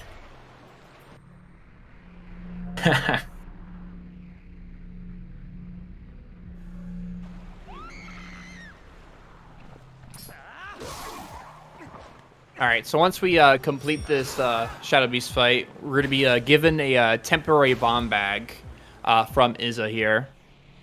And we're going to empty this temporary bomb bag and get temporary water bombs. And what we're going to do with the temporary water bombs is get a real bomb bag. So with a temporary bomb bag, you know, the name says itself, temporary. So if we save warp, die, you know, other stuff, there's other stuff that can make the bomb bag basically disappear and go back to its original location. So yeah. So we use a temporary bomb bag to get a real bomb bag. And then once we get the real bomb bag, we're going to be emptying those bombs and get real water bombs for more fuel. It's a bit confusing, and it is fast to do this, so yeah. Just going to be... Norcore. You could do Norcore.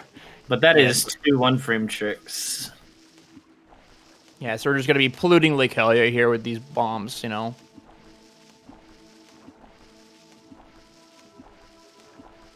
It's very important that you get rid of all your bombs. That is also a thing. If you have one bomb, if you have one regular bomb and collect water bombs, it will just, it will be it's bad news if that happens. Yeah, it just eats it up, and you just lose them.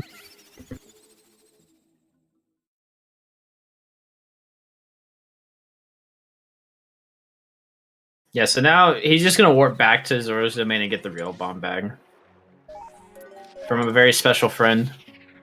Indeed. This is actually the fastest. Like, if this guy didn't exist, we would have to do, I think, it's Gora Mines, or I don't know where the other bomb bag is. You would either have to do Gora Mines or do Izza 1. Which requires the bow, doesn't it? Not really. You don't need the bow. You can use some cool boomerang throws, actually. Oh, okay. To break the rocks. So I'd probably do Izza 1. Yeah. So here's Also, the main here's the main difference between PAL and NTSC is this text box coming up. Yeah. Whoever programmed the German text boxes did, I don't know, they just did whatever they wanted. If it doesn't splice up. Yeah, it's spliced, damn. Well, the main difference there is when you get an item, most of the time the text is slow and it waits for you to read it. For that specific bomb bag, it just in German or on PAL, it just says, okay, you can skip it. You thought you couldn't teleport as normal Link before getting the Master Sword. Well, we do have the Master Sword. So I hope that answers your question. Oh my god. Concussion.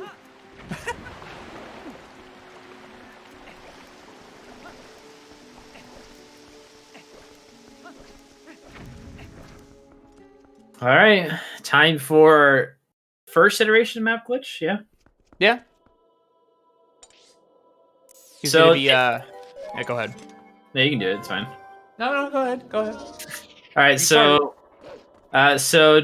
map glitch is pretty much pulling up the map and calling Min on the same frame and warping away. Doing all that, you'll try and warp away, which will unload the loading zones, but Minna will interrupt your warp, so you'll actually stay on the map. So that lets us, in this case, just run up here without getting the reek fish sent, which is very convenient, but we have all loading zones are disabled, so we have no way to technically get to the next area without a special trick. I mean, you could just, do Wolfdash jump, Yeah, if you want to. Yeah, if you want to do a different route, you could do HD. You could do the HD route if you really want to, but it's obviously slower. Yeah, so I guess I could give more context. HD map glitch is patched in the HD version, so they have to do a very specific super jump with a Wolfos. So, yeah, and you would need to do Minna's Desperate Hour for that, which we don't do yet. Yep. So it would not work in this case because Minna needs to be on your back right now. So a worthy thing to note with map glitch is if you try to go through a loading zone, the game will not load. So right here, Kitcot is going to be hollowing at this hollowing stone to actually disable map glitch, and now the game will properly load the game if he tries to enter a loading zone. So for like an example, if you dug in this hole coming up without disabling map glitch, the game would just be stuck. It basically a soft lock. Yeah, you would just dig to the other side and Link would just stand there forever. Yep. It works quite different on doors, though. On some doors. But there's no use for that. There's some instances where cutscenes force a load no matter what. So, like for an example, the Hallowing Stones forced the game to load no matter what instance. So, and the same thing for later in the run when we get to Arbiters. Looks like Kitcot's just gonna be taking the Shadow Beast fight here, which I think is a smart call sometimes. You can technically skip this Shadow Beast fight with a Boomerang LJA. But if you skip this fight in particularly, the fog will still be here during the snowboarding section. So playing it safe here, taking care of the Shadow Beasts, and also the rubies will be loaded during the snowboarding section as well if you defeat the Shadow Beasts. Yeah, blind snowboarding on GameCube is not extremely hard, but it's harder than HD because of the view distance.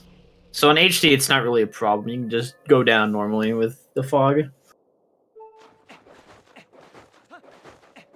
Yeah, HD has a overabundance of memory, so when you do the Shadow Beast fight skip, actors are still loaded in and everything is seeable. But in this game, things are there, but they're actually invisible. Yeah. Their hitboxes are still there, except for the rupees. Rupees aren't loaded in. And enemies, but the music will still play and the shards will still hit you.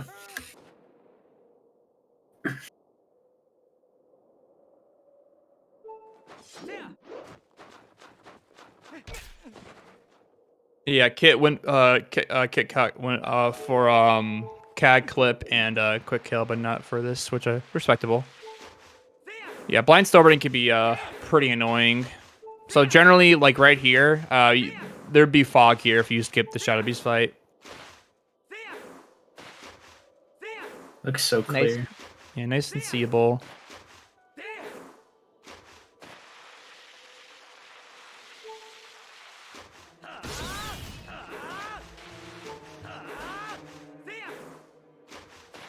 Yes, it is fun. He should have gone for the rupees, honestly, but it's fine. Yeah, he's gonna grab a 20 word here anyways. Yeah, I'm assuming you didn't do blind snowboarding for this part because it's kind of hard to see where you're going to jump to. Unless you line up with visual cues.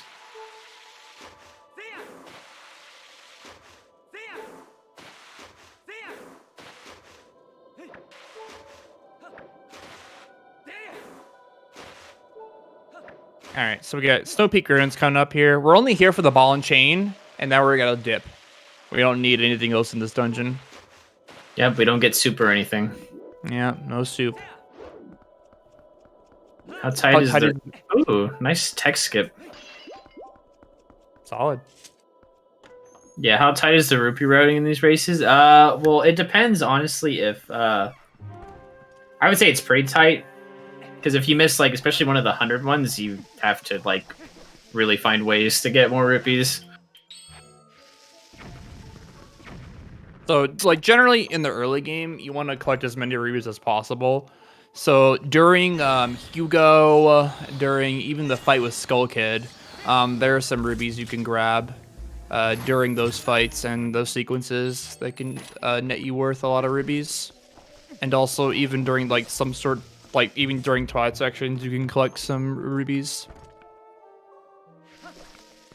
Yeah, it makes your life easier, but if you don't end up getting enough, you can waste time to get more, but obviously we don't want to waste time. Yeah, there's some nice backups at Fire's Cannon. There's like literally 60 rubies there, so tons of opportunities for backups. There's 2 20s and 2 10s, I believe, right? Yeah. Yeah, I know there's a 20, a 10, and then I don't remember anywhere else. I'm pretty sure there's another 20.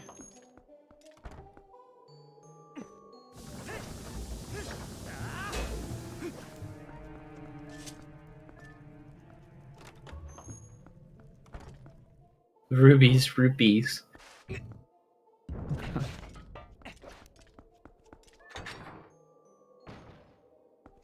Keaton found another Wii, Pog. All right, so Kitcot is going to be doing a doing Freezer skip right here. He's going to line up with the wall, and then he's going to get frozen, and then he's going to like just clip in between the door and the freezer. Unfortunately, it didn't seem he got it, and he died. Oh no! All right, so in this case, he technically loses the other bomb bag, but we don't need it anymore. Yeah, so the bomb bag we collected at Izza is now going to return to its original location with Izza, which is nice because the bomb bag is actually not needed anymore, and plus his equips will be saved actually the next time you save warps. Well, his equips are changed now. Yeah, his equips are changed now, but when you save warps here, yeah, they won't change anymore. Yep. All right, I'm not gonna say it. I'm not gonna say it either.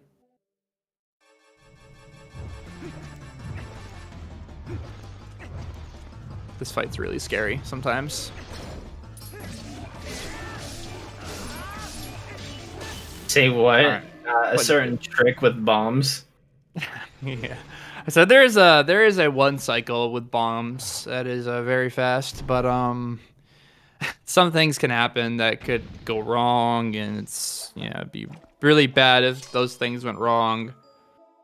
Yes, the one you showed us, yeah. So for an example, I was actually in the middle of a run, and I was doing the dark camo 1 cycle or fast kill, whatever it was, quick kill, and I dropped a bomb near the ball and chain before I did the quick kill, because I waste bombs before, obviously Morpheal. And so I killed Dark Hammer, and you went too far forward. Unfortunately, so right there, the bubble actually despawned or flew out of bounds there. Unfortunately, I was gonna say if you really wanted to, you could go outside and come back in, but you'd have to kill the freezer. So those bubbles, the bubbles inside the armor, each drop 100. So hopefully you can get this one at least. This. Oh my god, dude! Just soft reset, and you can get the 100. Yeah, if he soft resets here, he can actually get the 100 again. Yeah, because you saved right before this.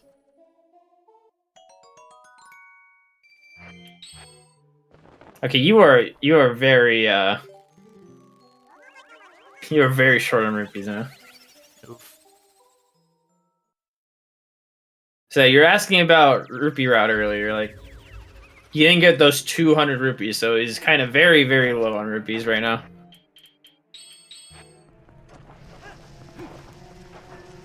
All right, so backup rubies. There's again 60 at fire, and then there's actually a ton of rubies inside Arbiter's grounds, which hopefully you'll get most of them.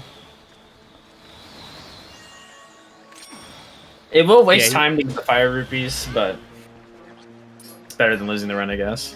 Oh yeah, definitely.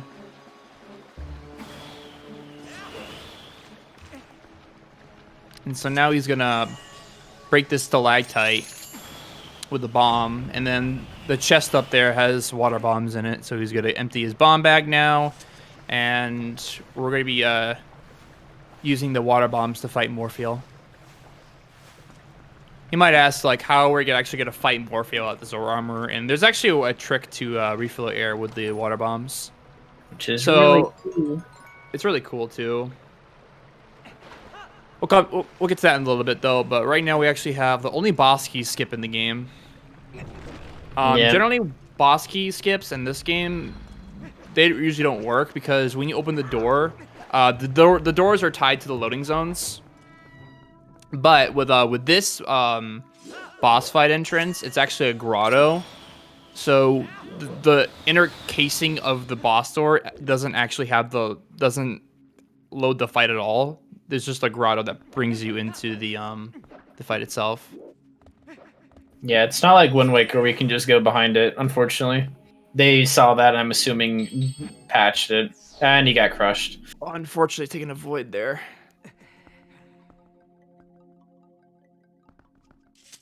Alright, looks like he's going to be leaving the room and re-entering to do the boss key setup again. Yeah, we're getting lots of splicing here. Yeah, there's frame drops, just because of internet issues. We'll say that. Good. I like that setup he's doing, actually. Seems pretty fast.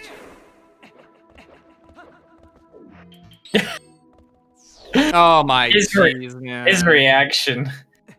I believe from what I'm looking at right now, Kit, it looks like you're not turning right enough. Like when you turn to fall down. I don't know. It looks like you're staying straight, which I think will crush you. I'm not 100% sure though.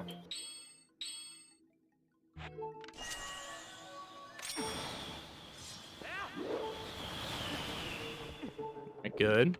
All right.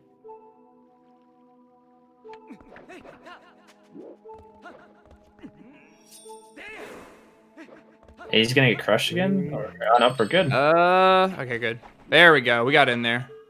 It may have been nice to actually grab the fairy. True. Because you're at 1 heart. But you should be fine as long as you don't get either eaten or... Tentacle grabbed. Tentacle grabbed, eaten, or hit by bombs. True.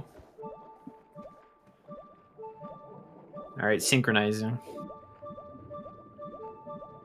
So you can actually skip this cutscene right here. Like, not like the skip, but you can actually skip it from coming up. But you would drown. Because skipping the actual cutscene, like with the skip button, reloads the area, which is pretty convenient. Alright, so Kitcot did a spin attack on the eye that instantly puts Morpheal into the second phase. And what Kitcot just threw right there, before he pulled out the water bomb, he actually forced unequipped his iron boots by equipping over a different item. And what this will do will make him swim with water bombs. And what you could do is, if you wait long enough and you let go of the water bomb by pressing A, the game will actually register you being on ground for about 1 frame, and then your air will be refilled completely. So as you see in a little bit, he's going to press the A button to refill his air. There was some splicing going on there, so we couldn't see it. We'll go off audio. Yeah, go off audio. Going for a regrab strat. He's use equips right. There we go. He's gonna sink all the way down to the bottom. He's really high up though, actually. Holy crap. And Morpheal is swimming. So again, he's gonna force unequip just like that. You see right there, he just let go. Oh, this is looking monk ass. Okay. Clutch. Okay. This is really clutch. If he doesn't get this regrab, it's gonna be scary. Yeah, regrab please. Oh no, okay. Oh no, no, no. This is Monk S. He can make it. He can make it. Just don't Rocket Link.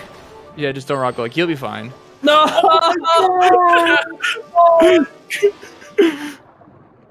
No, you waited too long. It's okay. It's okay. Maybe, just maybe, you want to save after this. Unless you want to go get the extra bombs. But I believe. You have 7 left? Okay.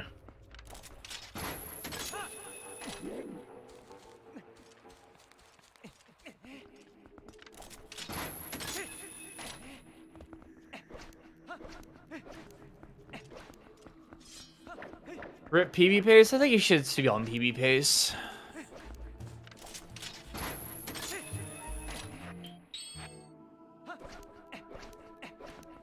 Alright, he's got to boss key skip again. And hopefully Morpheal will be a little bit nicer with that regrab.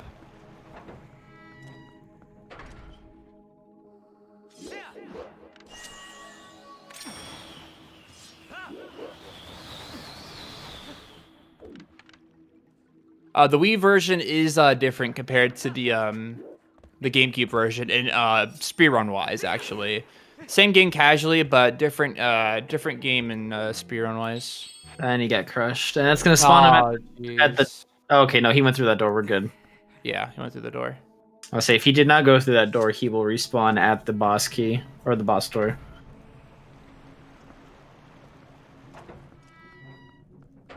Fortunate.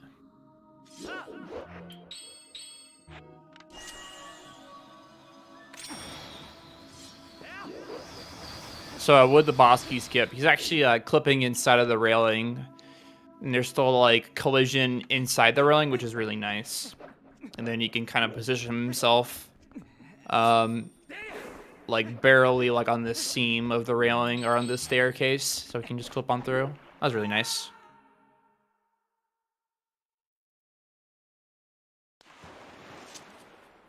All right, Morpheal, be nice this time, please.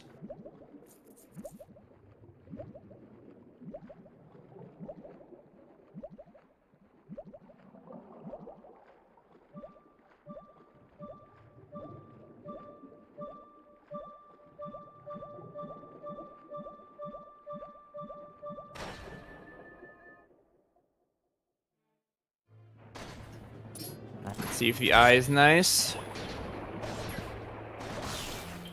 Some splicing, okay, looks good.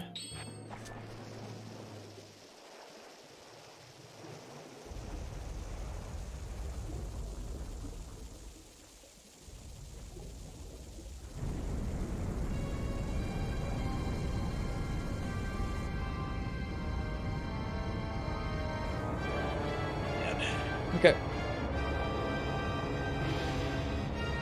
A very important part of just like this fight in general is, I think, getting the first grab. First grab on the claw shot is kind of important because I think that honestly sets the mood of the fight. Like if you don't get the first grab, it's pretty oof. Like Kitcot swims high there just to account for Morpheal, which is really smart actually. Yeah. Oh, that would be a good regrab. Yeah, oof. So there is actually, there is a strat called one bomb, where you only use one bomb on the Morpheal fight, but it's very like you need to have Morpheal swimming perfectly, and you also need to be claw shotting really quickly and getting regrabs. He actually could have made that if he got eaten, but maybe, just maybe, grab the extra bombs at City. I can do that as well. He's getting trolled. Yeah, Morpheal's trolling right now, which is not nice. Save He's gonna save. Yeah. He's gonna save just in case he loses his bombs. True. Still, though, I'd recommend probably getting the bombs at City Kitcot. Yeah, City bombs would be nice. Still looking kind of oof on the swing patterns here. Yeah, Morpheal's mega trolling. You're gonna have to like go out more so that she readjusts. She's gonna readjust now, yeah. That was a waste of a bomb. This is not looking good. It's funny, he has 2 more tries, and then he could... Okay, this should be okay. That looks good, yeah, okay. Just keep going. Just keep going. There you Nice. go. Alright, regrab, please. Get the regrab, please. Looks like she's done turning, so... Alright, we're good! Nice, we're good. Alright, finally, dude. Holy crap. Alright, well, you have to get the bombs now, Kitcot. Yeah.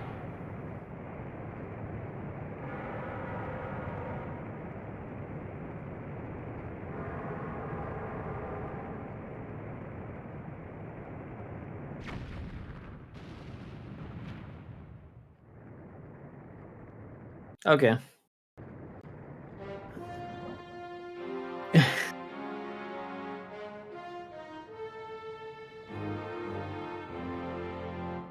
Oh, we gotta turn on audio again. Oh, yeah.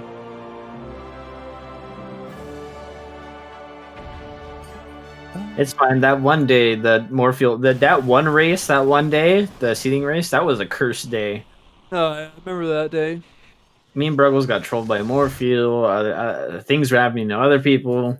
I got trolled by Hugo that day, dude. Hugo think, was mean. Audie got trolled by Hugo. I died to the Jamal, dude. Oof. Yeah, that seating race as well. Oh my god, he's on PB pace. Let's go. Nice. Still on PB pace. Let's go. By 8 seconds.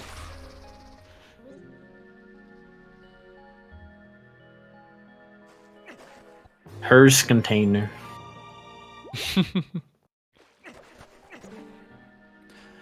Right after Lake Bed, MDH starts right away, so we're taking care of MDH, and then we're gonna be heading our way to the second half of the game. Speaking of MDH, yesterday I finally got the camera glitch. Cat glitch? In a run. Yeah. Nice, dude. Finally, after many attempts. And then I proceeded to throw up by jumping off the bridge and not jumping.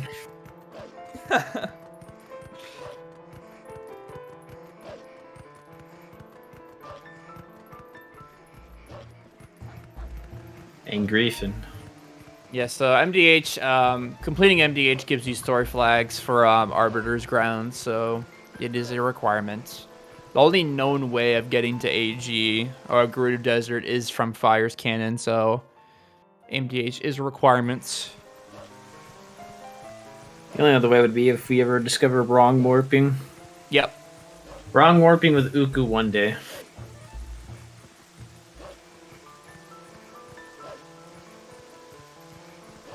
Also, yes, Cat Jam. This is a good song.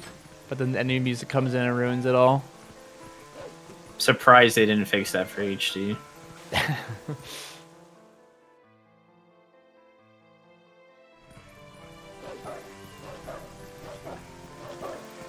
Yeah, Midnight's Lament. Yep. Sad boy hours. Yep.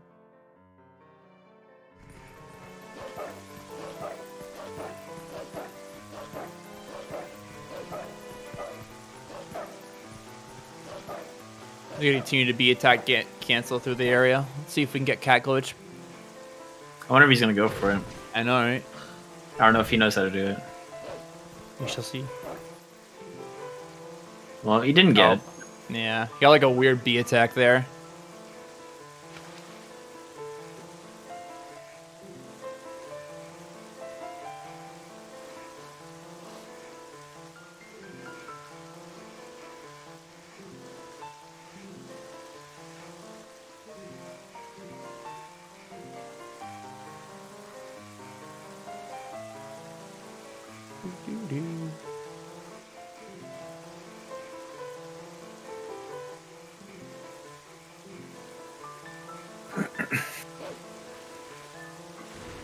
Yeah, so there's not really much going on here. It's just kind of...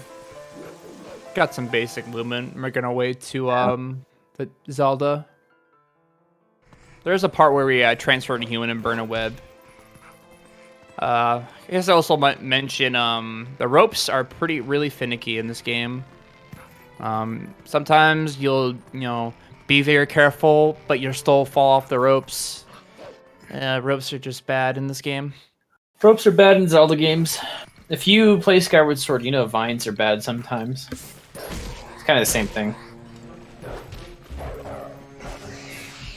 What happens if you enter the building as human? You still get knocked out as a human, I think, yeah?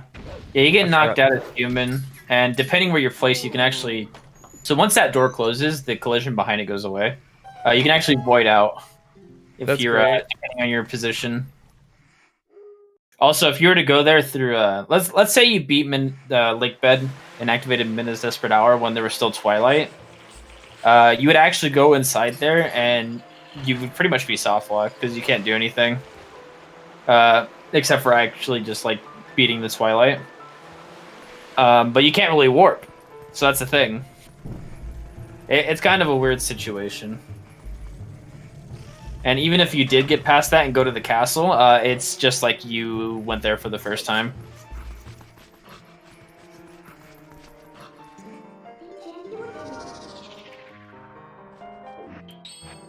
Yeah, turning human here and getting that web is a lot easier than doing it the intended way. Because the Keese enemies that are around you, Link will look at them with the stick in his hand and it won't let him climb. Which is really odd. It's very annoying. That's the one thing I hate about HD. Yeah. Not too early.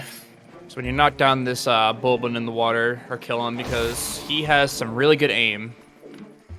He's one of the couple of Hugos that can actually aim. Mm-hmm. Oh, he grabbed onto the rope. Nice. That was pretty cool. Yeah. You got lucky. Yeah.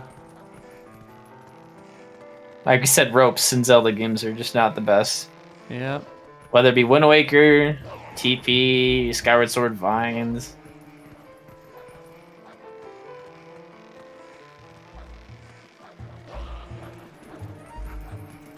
Frost, nice.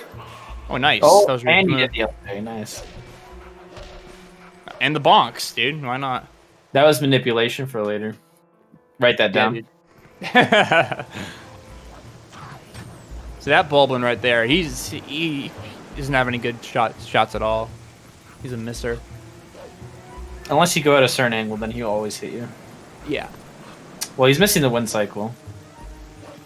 Or getting a better cycle. That was nice, actually. Oh, that ledge grab. Good thing he did not click A. Yeah. Is it okay? Is that bridge different in HD? Because all the time on HD, I would go for the bridge strat, but on SD, I could never do it. It's still doable. Is Wolfling's speed different in HD? I don't think so, no. Because I feel like I don't know why. I feel like just Wolflink and I feel like their movement speed just got upped a little bit.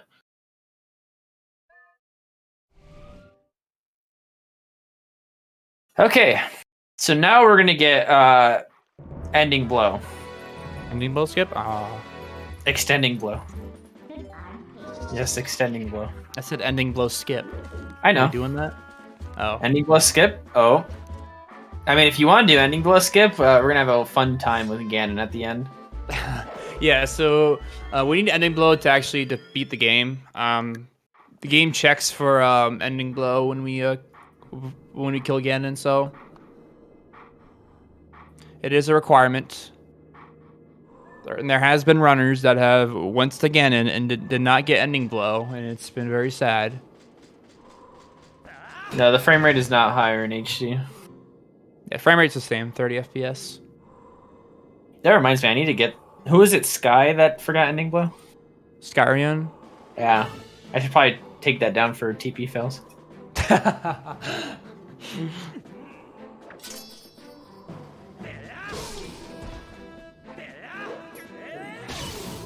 Dang, you stabbed him.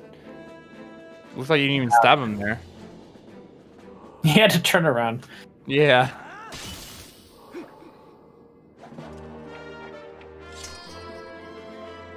Is you arrogant that TP fails? That was more of a hardware problem. So after every time you if you do a wolf golden wolf out of order, the first wolf will always spawn you in front of Forest Temple. So we just gotta warp back to Lake Hylia anyways.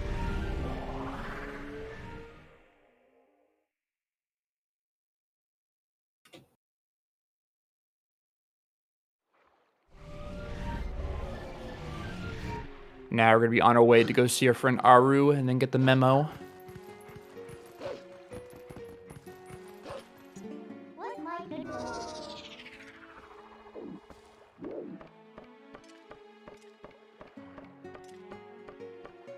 So before when we get into Gerudo Desert, it's one of the other parts where the game lags quite a bit. So he's gonna be keeping the camera down as well to not have the game lag so much.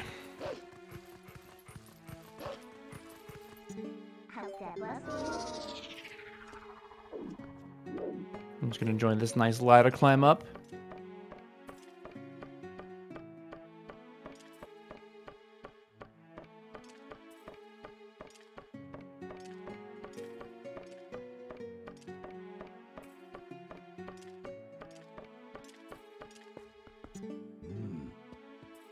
So it's also like it's also mentioned every time you like collect an item in this game, your item wheel always changes.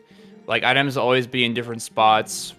You know, like when you get more new items. So for an example right here, you got the memo. His ball and chain in the memo is going to be on the top side, and then items are going to be placed in different spots.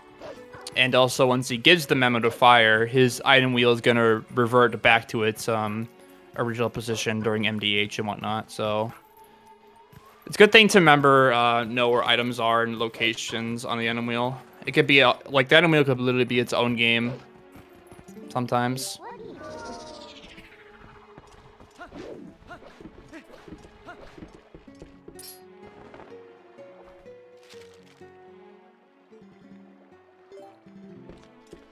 But he didn't grab any backup rubies at Fire's house, so he's probably going to grab the majority of the rubies and arbiters here.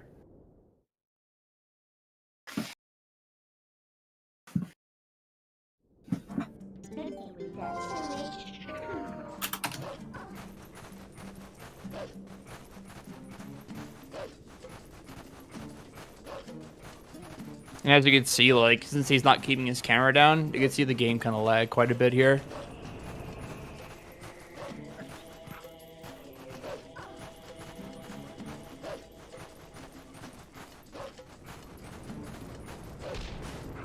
Oh my god, the bonk. Some of the collision in this game is pretty jank, so you would be, like, sometimes you would just bonk on just random things you wouldn't think you would bonk on.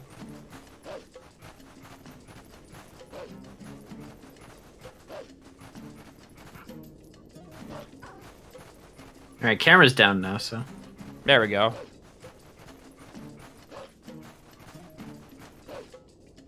So since we have the ball and chain, we can actually break down the pillars that are blocking the entrance, so then we can get through.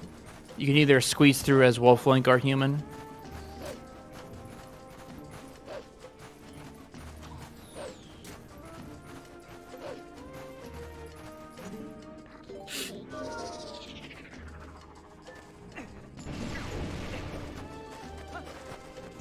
So the majority of the routes meet up at this point too, as well. After MDH.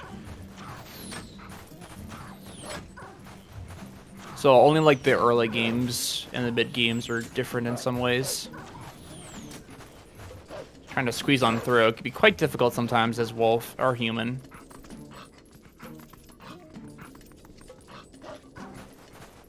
And then right here, we're going to be seeing a map glitch once again. Yes, if you fail this map glitch, aka warping away, you lose so much time. Yeah. Because there's no warp over here.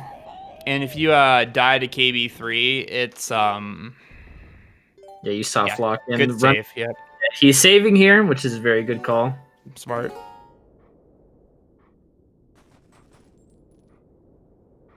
To 2 instances, I believe, where runners have died to KB3 and soft locked in this tournament already, so just taking precautions.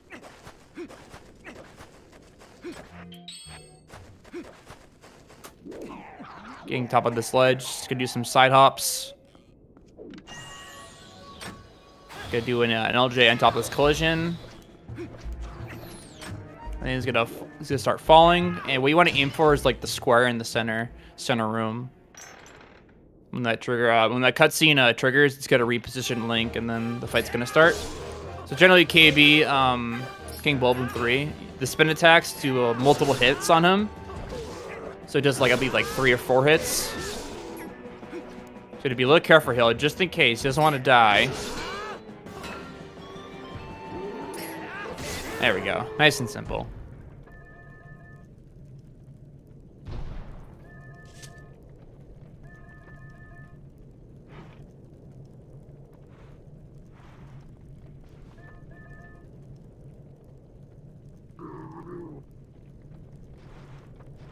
Now with Arbiter, now with this busting through the gate is a cutscene, and the game forces a load no matter what. So this is why another reason why we can use map glitches. Just the game forced a loads here during this cutscene.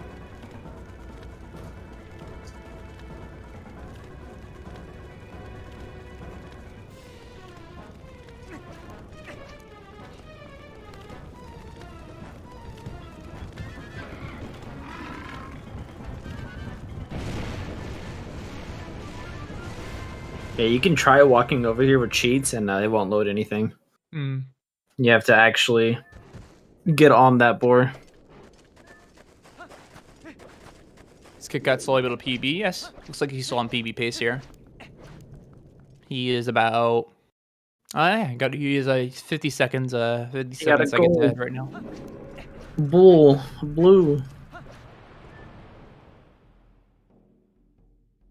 This first room is kind of infamous. A lot of weird things can happen. Let's see what happens here. Very clean, nice and simple.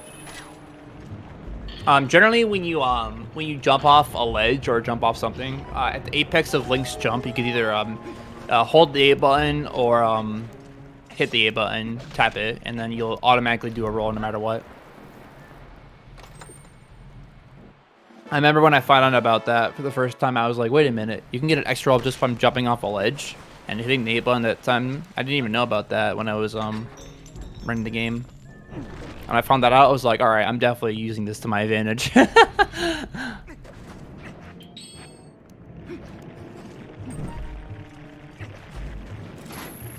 Oh. Stall children getting in the way. Nice claw shot. Uh-oh. Oh, this is... what is happening, man? Oh, jeez. They are spearing him. Alright, time for gate skip. You guys ready for a ruby slide? Yeah, I'll see you guys tomorrow. We'll be all ready for a nice long ruby slide.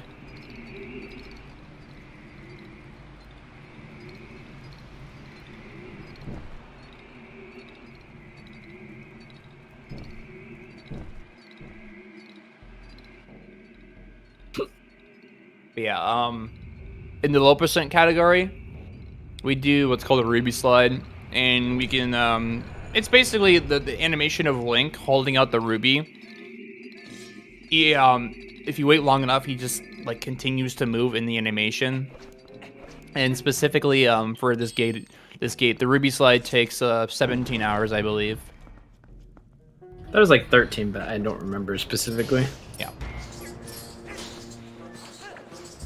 So for these for this first section, we have to defeat a couple Poes. We can actually skip the first Poe right here. Nice, that was really good first try. That's Poe unskip. You can basically jump on the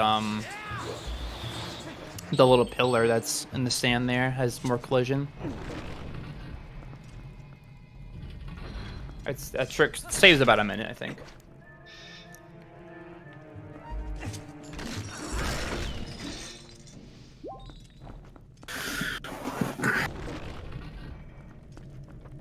There are also some bomb strats that are in AG, but since Kitcot is pretty low on bombs, he's probably going to be either doing the ball and chain strats, and then there are some backup bombs he can grab when he first enters cities, which he's going to want to get because a little later in the route in Palace, we need to use the water bomb air refill glitch again during Morpheal phase of Zant.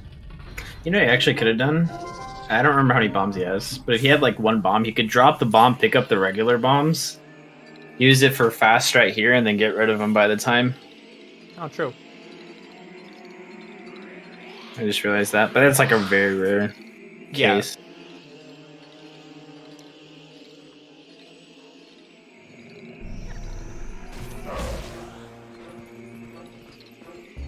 Oh wow, you got some like really good RNG with the pose. Yeah. Holy crap. So with the first hit of that, after the first hit, there's some actions you can do sometimes. It will manipulate the Poe to spin faster. But when he's spinning faster, it's still kind of random when he stops. So got some pretty good RNG there on the Poe 4 there.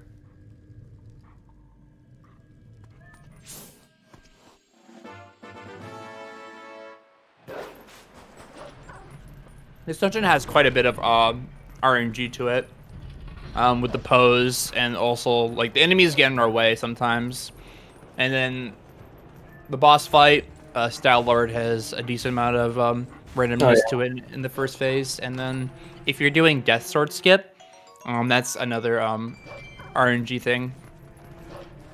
This game has a lot of RNG in general, unfortunately.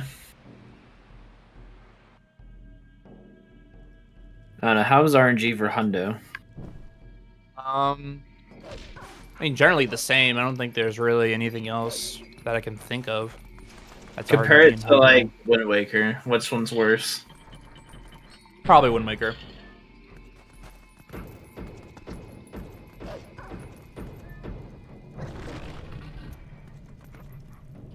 Try to think. Yeah, I can't really think anything else that's like mostly RNG related. Well, you could say Cave of Ordeals with enemy positions in Hundo, but I don't know.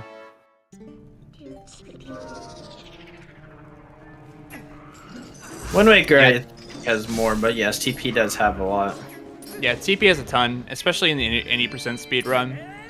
Like the first like 15 to 20 minutes is just like kind of non-stop RNG.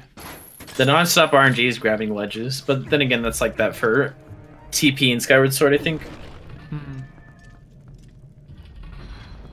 But yeah, if I had to go through all the RNG, I'd probably be sitting here for the next 5 minutes explaining all the RNG elements in this game.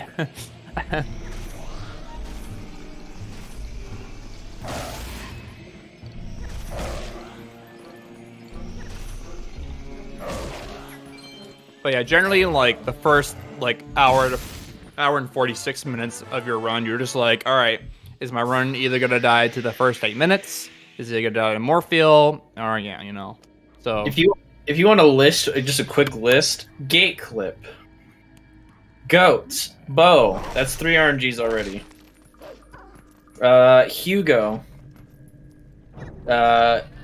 Jamal, EMS, Shadow Beast, but we don't really count that. That's just like within the first like 14 minutes.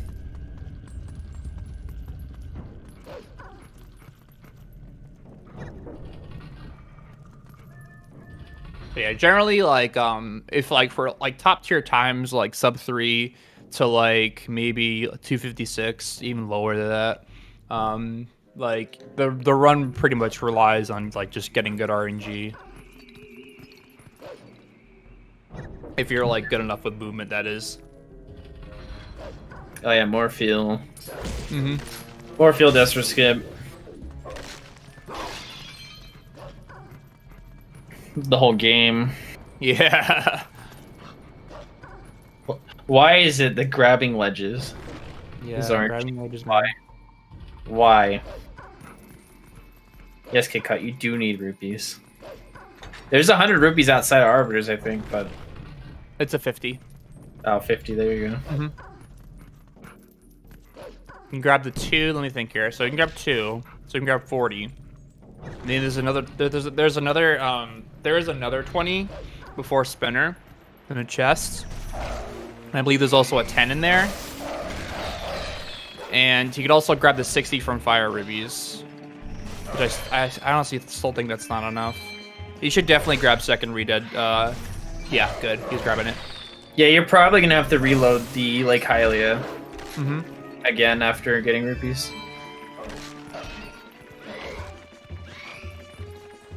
Yeah, Also I think. five ruby before boss key as well. Yeah, you should have just soft reset on that second guy to get 100 back in Snow Peak.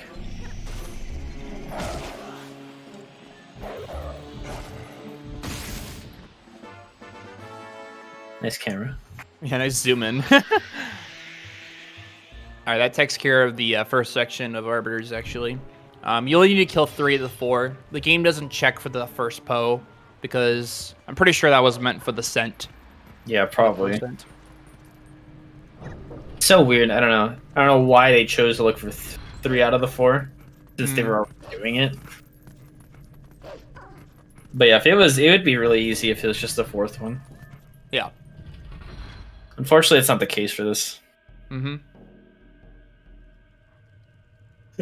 This dungeon is really weird.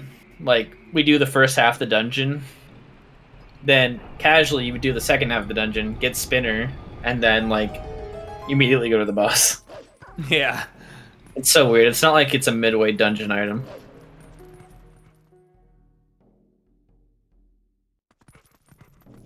There's 5 rupees right here in the skull. Yeah, you grab it. I don't think you knew about it. Yeah.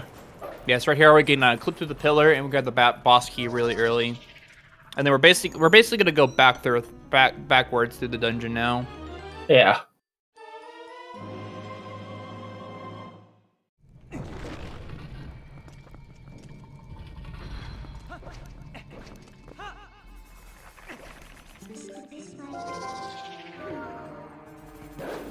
There's a ton of chests in here that he can grab. What if he's gonna grab them a little? I don't even think he knows where they are. I don't even know where they are. Unless that's there. Yeah. That's probably that's the 20. And then there's also a 10 in that second chest over there. He's not gonna go for that though. Yeah. Okay.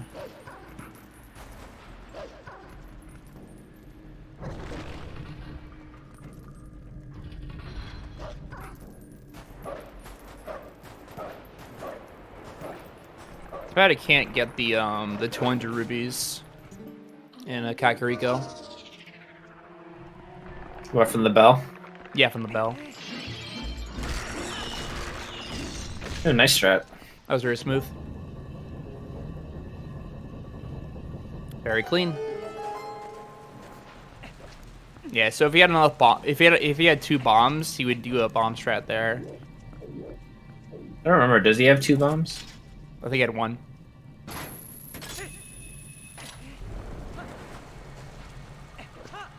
Comes Death Sword now.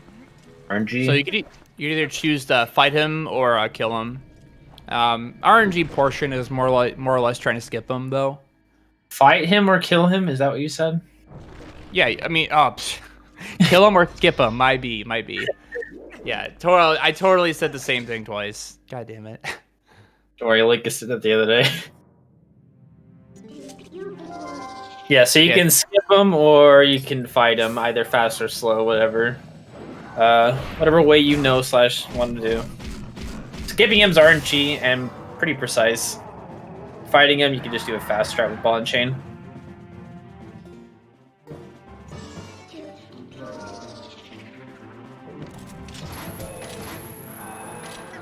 Like he's just gonna go for the safe strat and kill him. Yep. Let's see if he's ball and chain. Yep. 1, 2, 3. Fortunately, was not fast enough. Well, don't soft lock. Yeah. This guy can actually go out of bounds, that sword. So, okay, good. Yeah, he's getting the combo off. Oh, no. Please don't fall out of bounds. You're fine. There we go. Nice.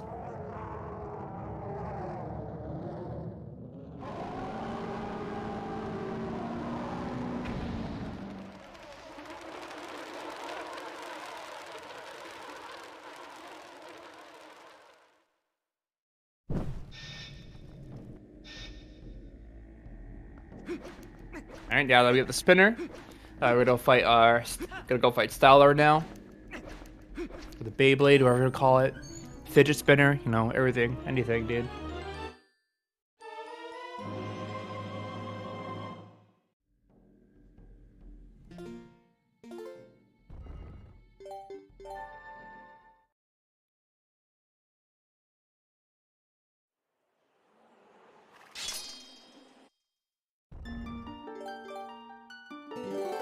So we're gonna use the spinner to cross the sand again, or cross the sand, not again, but we're gonna use it to cross the sand. It's better than using the claw shot. Thankfully, the spinner works really well across the sand in this dungeon.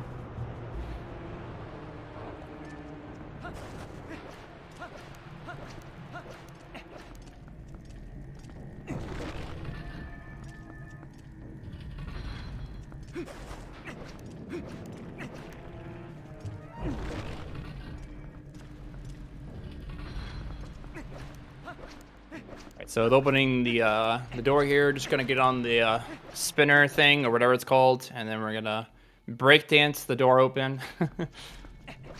Yes, Toxic Link starts teabagging. Teabagging, yeah.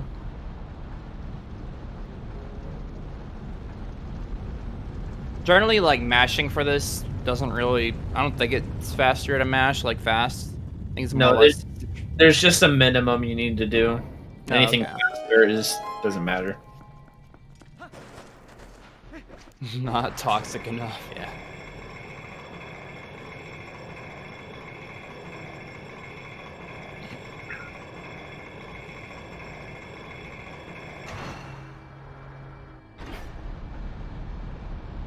So with Style Lord, in the first phase, he's gonna be running around the track, trying to hit his spine.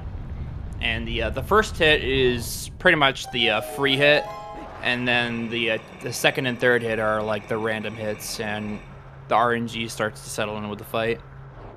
So with Style Lord, they have like Style Troops, the little guys that protect Style Lord. So those guys are random in the randomly positioned.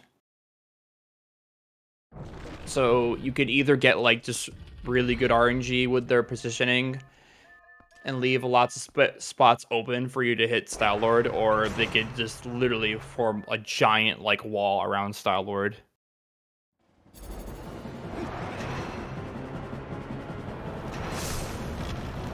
Alright, let's see what kind of RNG we get today.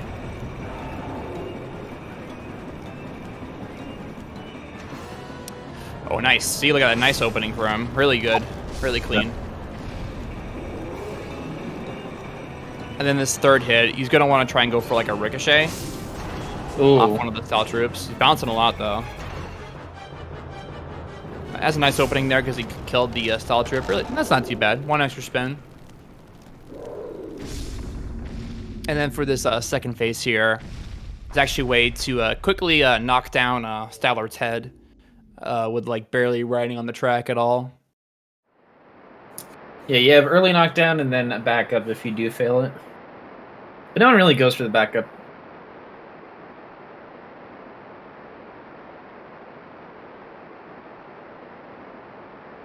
Yeah, so if you do miss early knockdown the first try, you could do brake sliding and as the backup.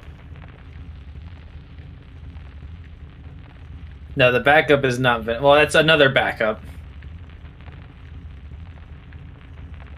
But yes, brake sliding in this game is really, like, easy and nice. It's not like Skyward Sword or anything. Or Wind Waker.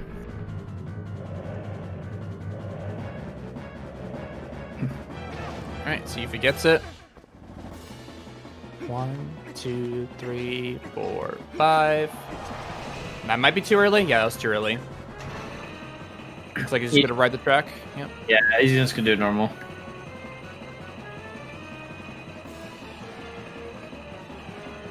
So generally you want to like wait a second or two like after the fifth roll, and then you'll be lined up pretty much perfectly.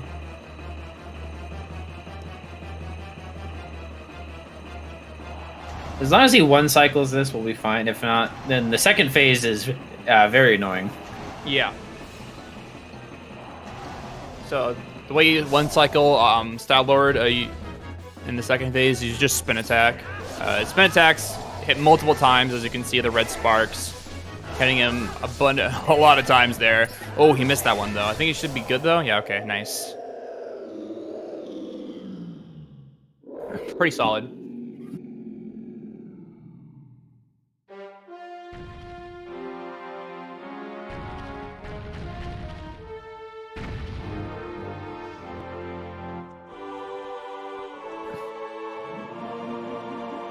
Looks like he's still going to be at a PB here, which is really nice. Magically teleport up top. Yep.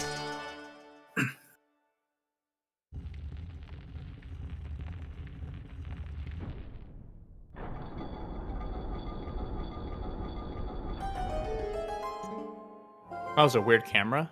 Yeah, that was a really weird camera.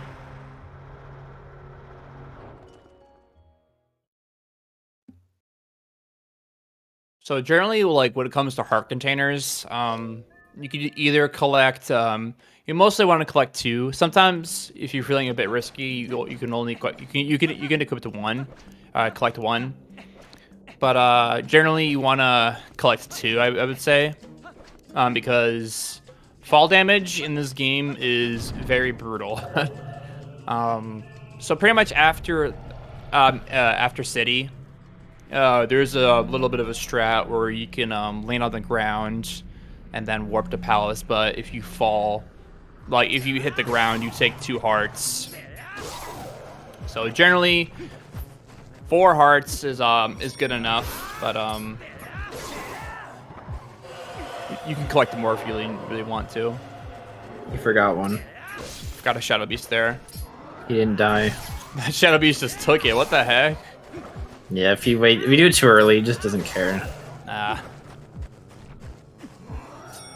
There we go, nice. And then right here, we're actually gonna skip bringing up the Mirror Twilight by just zooming into the map and then warping out of here. There we go. Did they patch that in HD?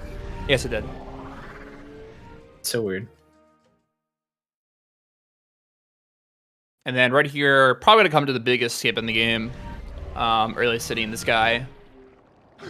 Early City in the Sky basically skips Temple of Time, the Skybook quests, Hidden Village, all that stuff. You have to do Hidden Village for City? Yeah, because Impaz gives you the Skybook. No. And then also you get Ilia's Charm from it.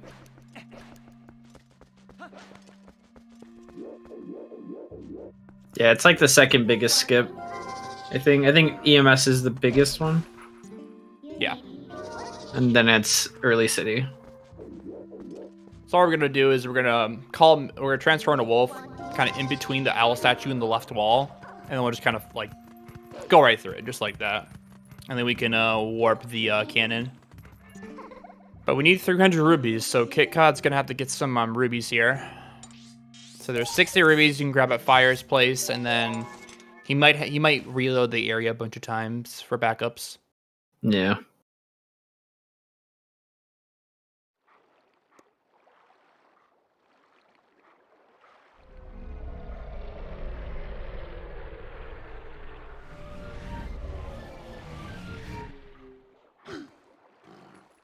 Time to farm rubies, yep.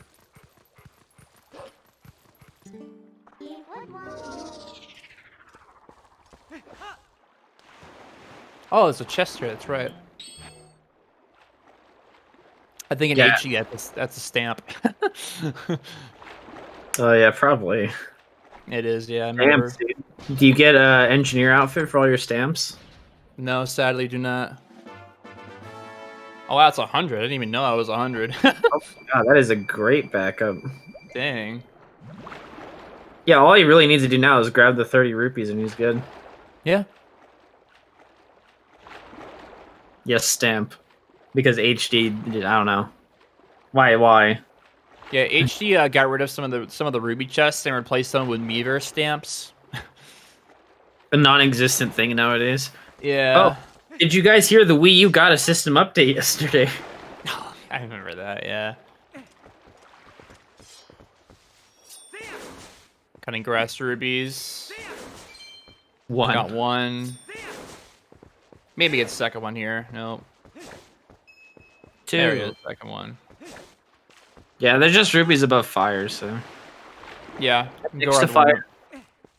Yes, there's like literally 60 rubies on top of Fire's house, so if he goes there, he's good. No, I don't think he knows about the rubies. No. Kitcot. Go to Go Fire's to house. fire. Oh, my rupees. Okay, all you need is a 20 above fire. That's all you need. No.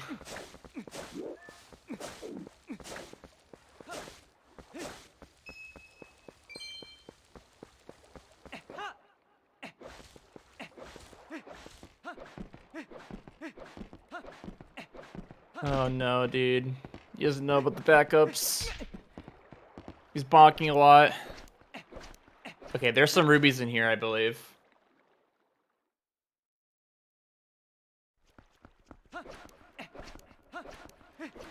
Yeah, this is grass.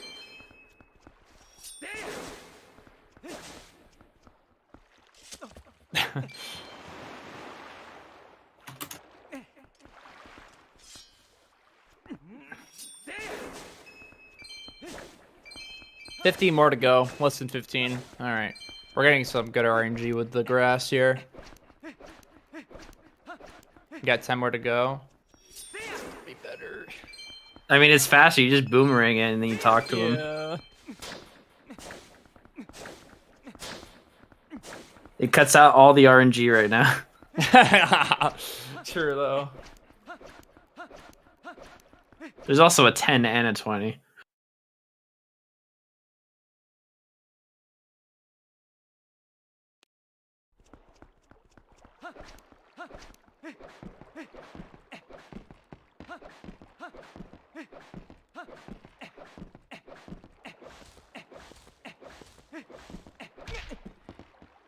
Bonk.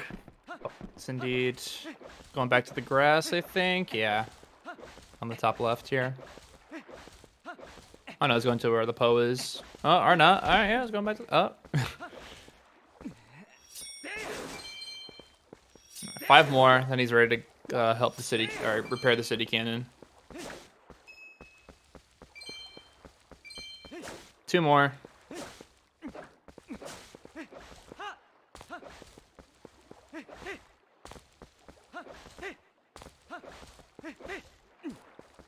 Oh, jeez.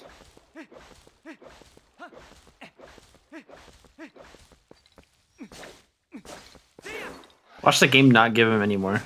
That'd be so rude. And he That's has one. to go there. Oh, there it Holy is. crap. Okay, there it is. He's got 300 rubies now. Alright, that was our bathroom break. Yeah.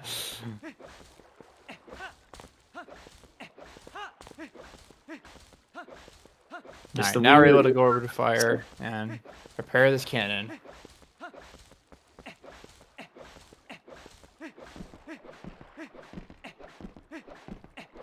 All the time is lost, though. Yeah, damn.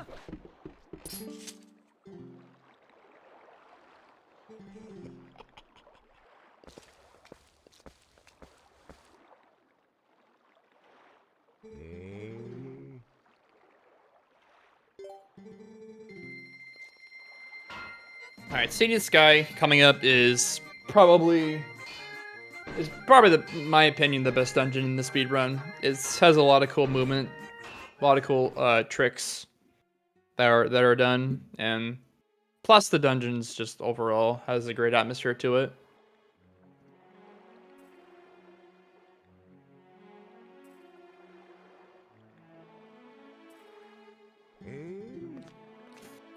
Yeah, I agree as well. It is a really fun dungeon, this speedrun. It's LJA heaven. Yeah. I know, LJA Playground.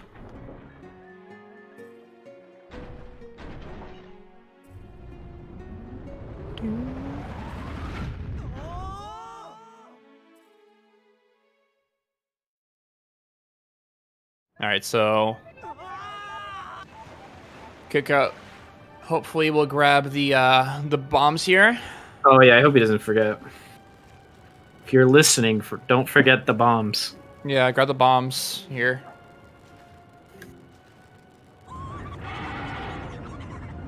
If he forgets, he's gonna waste a lot of time. Yeah. I mean, you can always grab them on the way out, you know? Yeah. Just if he forgets it, Yeah. and goes, yeah, it's a lot of time.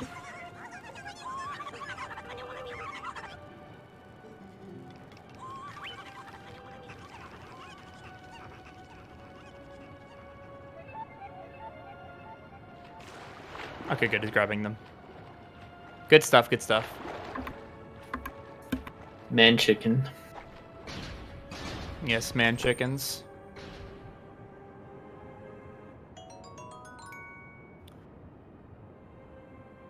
And now he has all the water bombs that he needs for his ants. He's good.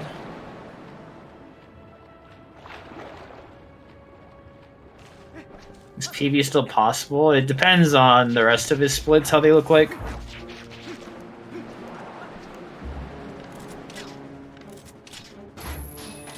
Getting a lot of splicing here. Hopefully it calms down a little bit.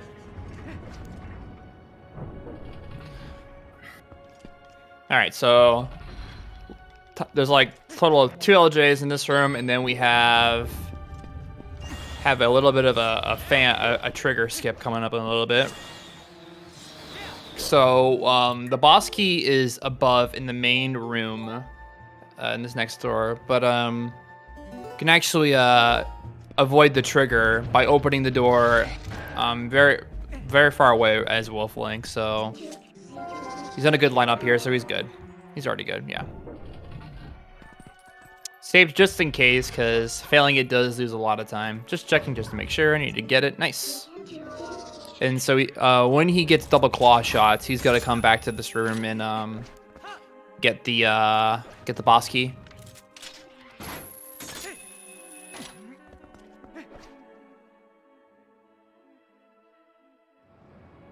And on our way back from this main room, there's going to be a cutscene skip that he's going to want to do. The reason this cutscene skip is important is because if we get the cutscene, our spawn position will change back to the pool in the beginning of the dungeon. But if we skip the cutscene, our spawn position will stay the same right next to the key. And we want to keep the key position because it's a lot quicker anyways, I believe. Yeah. And if we did trigger the cutscene, we would have to do the fan skip again. Yeah, so it's generally easier to just skip the cutscene.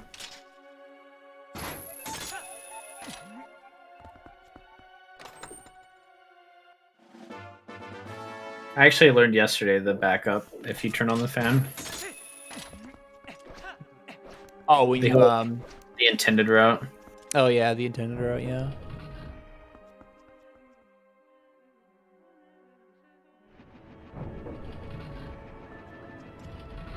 Just in case it were to happen in a race or something. Yeah.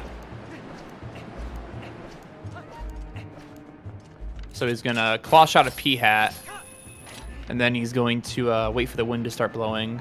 That was an awkward angle. He's gonna do a jump slash. Looks good. It's fine. It's right there. You skip the cutscene. And now he can make his way over to the double claw shots. Yeah, there's a lot of things people not be too knowledgeable or not too aware of the speedrun. There's a lot of little things that you might not know, so it's good to have that inside information. Like for an example, like using the spinner on the bridge here, you can time it where you can get off the track and the bridge will still complete itself, and you can get like a roll or two before the cutscene starts. Yeah.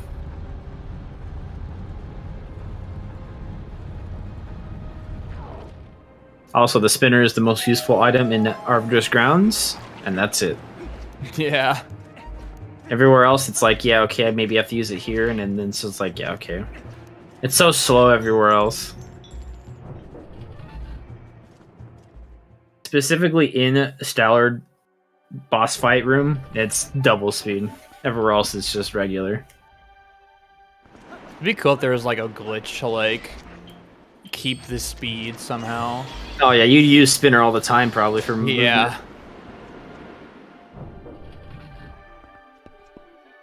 All right, so we're gonna go through the right side here. Lots of cool LJs in these next couple of rooms. We're going through this room frame at a time. Oh yeah, holy crap. Gotta grab on the edge there. He should be fine though. Oh my god, we skipped opening the door. Oh my god. Oh dang, what a skip, dude. Oh yeah, none. So with these down alphas here, they're gonna jump, he's gonna spin attack, and they're gonna fall. Really easy fight.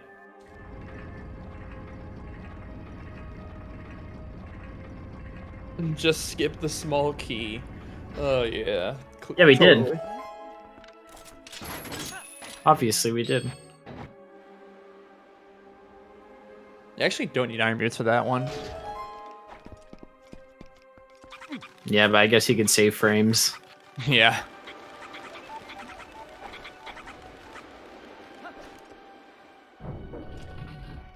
All right, in this room here, there's sort of a really cool ledge grab that allows us to skip the kind of a portion of this room. Yeah, it's like Wind Waker ledge grabbing with the leaf. Yeah. Same idea applies here. Looking good. Yep. Nice. And he got two-handed too. Nice. Good RNG. So with grabbing vines, ledges, mostly anything, are from the claw shot or anything like that. There's a chance either Link can get a one-handed grab or a two-handed grab. Two-handed grabs are really fast compared to one-handed grabs. Because Link kind of like tries to hang on to the edge, but he barely grabs onto it. But with a two-handed, he instantly snaps. All right, so in this room, we got a pixel perfect trick here. We can actually skip this mini boss by getting into a specific position and also aiming in at a very precise pixel. All right, good setup. I try and E-assess as much as possible here. Wow, that was very clean. That's a good time save right there for Kitcot. Nice, that was really fast. He's ahead now, actually. Good goal. 2 minutes and 10 seconds. Nice, dude. Solid. German's actually slow right there for that text box. Dang. Because it displays everything in one sentence immediately, but adds an extra layer, an extra text box after for some reason. Oh, wow. Yeah, very clean aerial flow skip. And now we're going to make our way to the boss key. And since I mentioned we did the fan trigger skip, we can grab it. We can grab the boss key right away. And then we can head our way over to Agarok.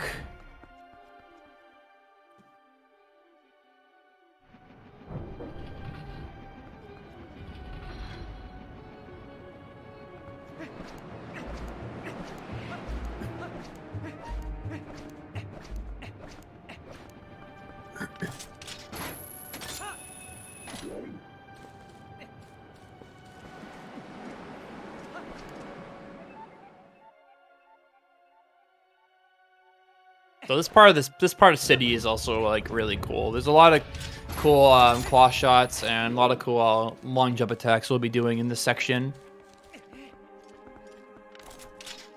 Another thing to note with vines is every set of vines have its own like dead pixel, and what that means is basically there's a little like spot where Link will not grab on, but he'll just like kind of hang off with his claw shot, and that is that's known as a dead pixel. Yeah, it's the same properties if you were to grab like a gate or something.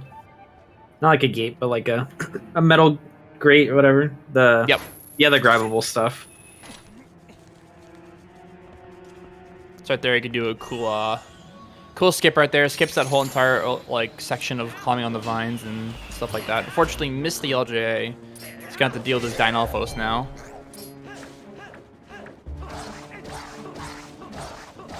Just gotta take care of him real quick. Not too bad. Just bully him. Miss it. Take care of him.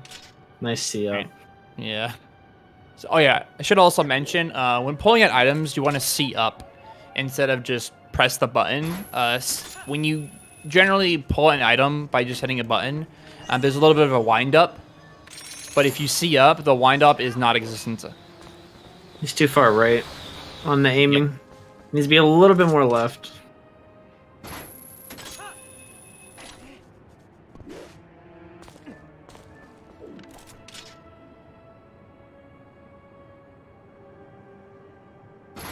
Oh, there we go. A little bit precise. See if we can get the LJ this time. No, that's too far. It's too far forward or back, I guess. It needs to be above. Try aiming above the door frame. Yeah. You could also aim above the. Yeah, the floor. The floor. Up top, yeah. Oh, looks like he's gonna ride the vines. Okay. I think he's gonna do. There's an LGA here, actually. You could do. You could just aim above the door frame from that side, if he knows that is. Oh, he's thinking about something. Just try the LGA again. Just aim it above the door frame, like the same place you were aiming, but like above the door frame. There you go. Much better.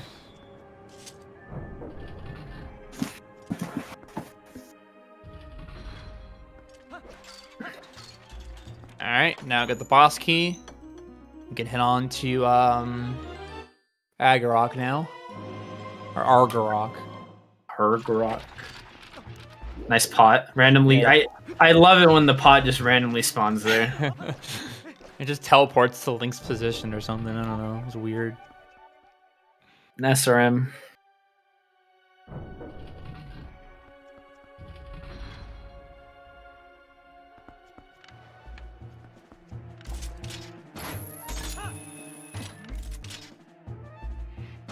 Alright, so right here, there's this really cool LGA where you can get on top of the fans, and we can skip turning them on. A lot of fan skips in this temple, dude. Yeah, fan skips. Yeah, it's just you really do skip a lot of the dungeon. Whee!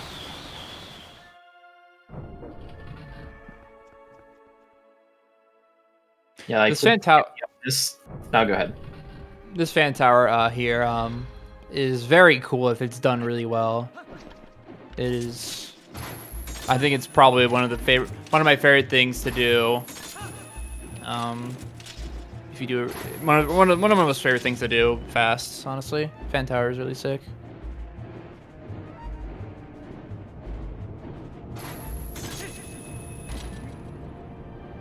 Just gotta go across and then.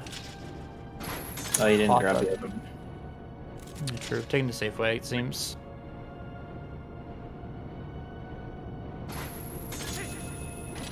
Then if you're fast enough here, you can make a cycle, but I don't think he's gonna be able to make it, so he's got to go all the way around, yeah. You cannot with that angle. Yeah, he's definitely cannot, yeah. Mm-hmm. Oh, don't fall off now. Oh, jeez.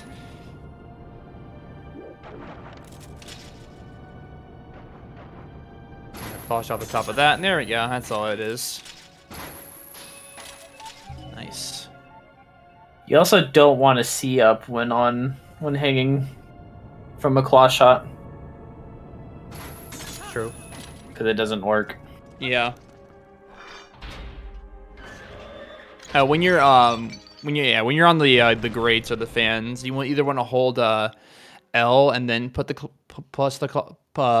press the claw shot button or double tap the claw shot button. Yeah. And then right here, there's a cool claw shot if you're standing in a precise position. Let's take it in the safe way. You could grab a dead pixel here and then have to fall off. Yep. All right, now begins the fight. So what we're gonna do is he's got a claw shot on top of the grate, and once he claw shots Agarok down, he's gonna turn around and quickly re-grab onto the grate, and then gonna bring it down to the floor fast again. It's really cool one cycle. Maybe, yeah, I think he's maybe a little too high, but I think he's still good though.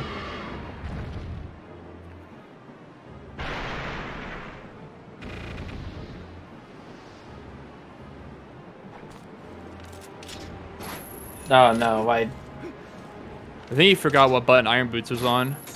Rip. Alright, well, you just have to wait for him to fly around. Yeah, he's got to fly around here. Just gonna chill. You forgot to do flame skip. It's okay.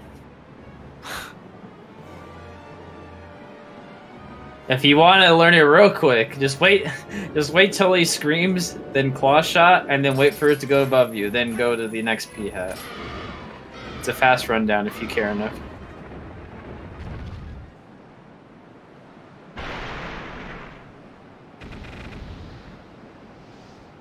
And in the beginning of his of the second phase here, he's gonna take an intentional void out, and that will actually place Agarok in the sky in a favorable position. And if you don't void out, he's just gonna be flying around the arena. So voiding out here is really good because it just puts him in a nice spot. Voiding out means faster. Yeah.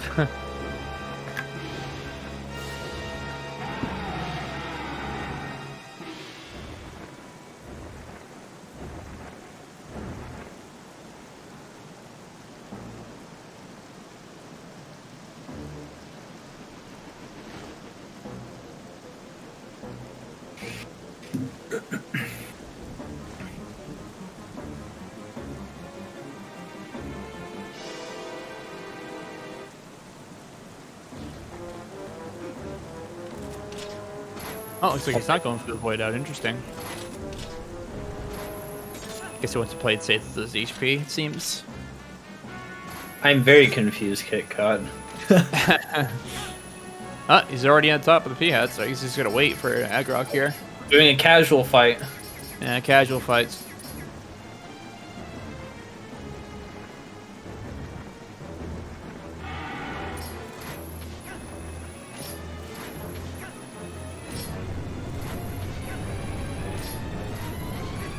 So there is a way to speed up this fight. When you get on top of the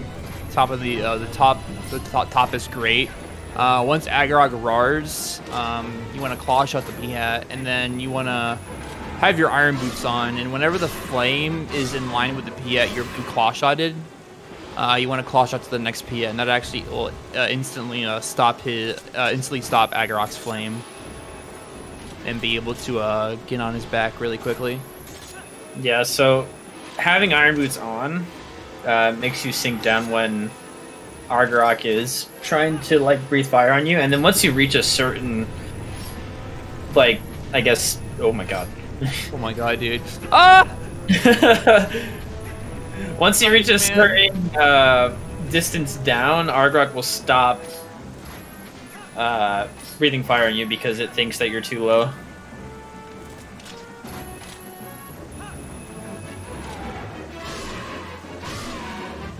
Jeez, I literally almost had a panic attack. Oh, jeez.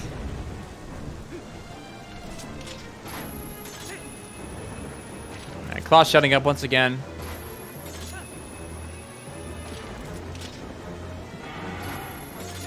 Yeah. Another monk-ass moment here, probably, we're gonna have. No, I think... yeah, I'll say Agarok's gonna stop. Because of how early. Okay.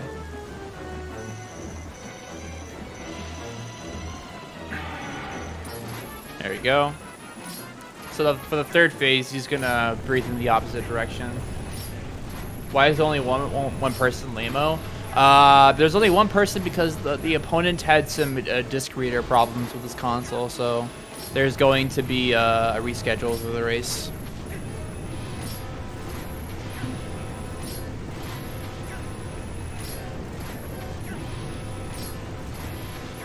Alright, fall off Fargrock and all is forgiven.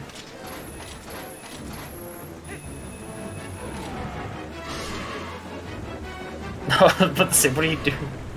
He slashed him, then he went for the ending blow. Oh, jeez. Did not fall off Fargrock, unfortunately. Yeah, we got a nice showcase now.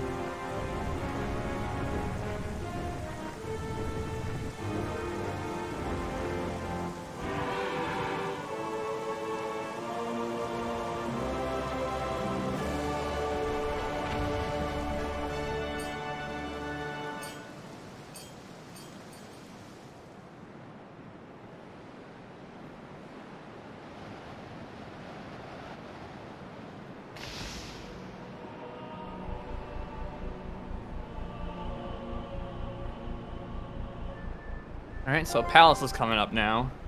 Palace Got- of Time Loss. Yeah, Palace of Time Loss. So Palace is a very movement oriented dungeon. There's nothing really in the line of like sequence breaks or skips inside the dungeon. So it's pretty much all movement. There are some LJAs inside the dungeon itself, but it's nothing game breaking. Just gonna grab the Harkatan for safety. I approve.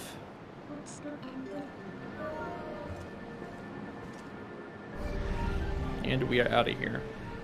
So there's in Palace we need to get both of the souls or the orbs to get the light sword.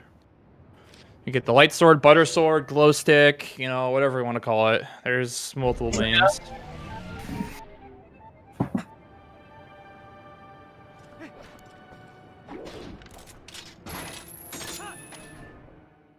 Alright, so he's gonna equip Iron Boots, and then he's gonna jump slash with that. Gonna mash the B button, he got jump slash, and then he'll land on top of the bridge, and then now he can warp away. What's he doing? Oh, okay. You don't have to move for future reference, Kitcot. Yeah, you can just warp right away. He's too far away to see you. Yeah.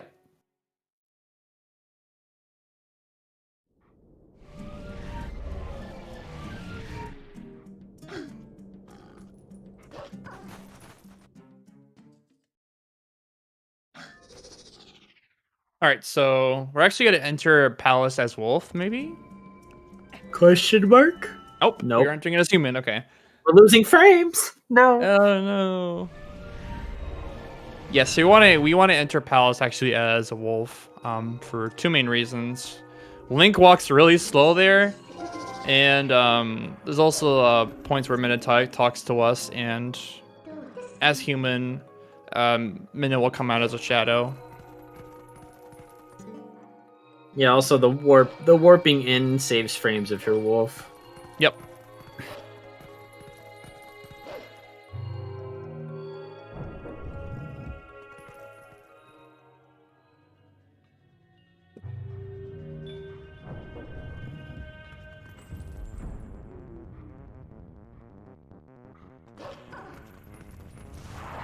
Alright, so with these Xantheads here, there's some cool ways to take care of them.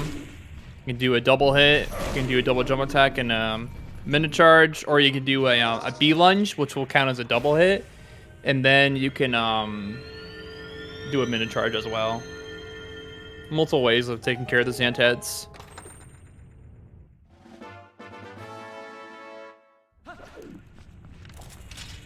Just gonna reposition for the claw shot.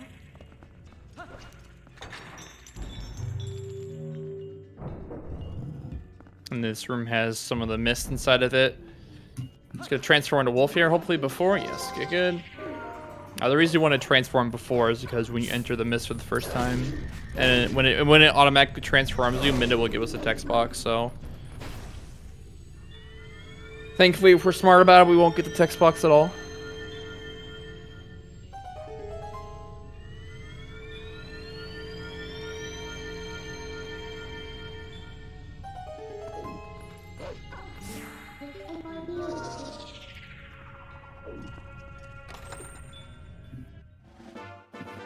Yeah, so Palace is actually, except for a couple cases, it's mostly just casual experience, just movement and a couple LJs here and there.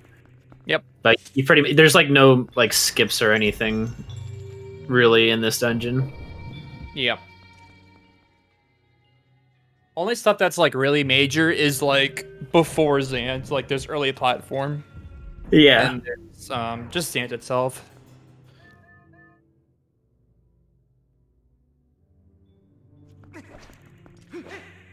So with these Phantom Zant heads, or Phantom Zant, there's some strats to make sure his pattern isn't complete random, like so he doesn't teleport around. So he's gonna do a slash and a. Okay. That's a rip. Yeah, did too many slashes there. Yeah, when those little squids come in, it's annoying. When plants, Deku Babas, whatever, the Twilight Babas. So he's gonna do okay. Yeah, spin attacks are hard in this room. Yeah, yeah, spin attacks are tough. Okay. Yeah. Yeah, in this room, like in certain rooms specifically, I don't know why spin attacks are. It's either the angle or just in that room, the spin attacks are annoyingly dumb. Yeah. True. Like they have a different starting point or something. I don't think there'd be any lag in this room, not that I know of. No lag. Nah, it's not a lag issue. Yeah, it's probably like either timing, or just like I don't know, control stick errors, or maybe stuff like that. Unfortunately. My theory is that depending on the angle, sometimes just different starting position, I guess, or circle. I don't know. Like if you're facing a weird way, like starting a spin attack from the backside probably won't work.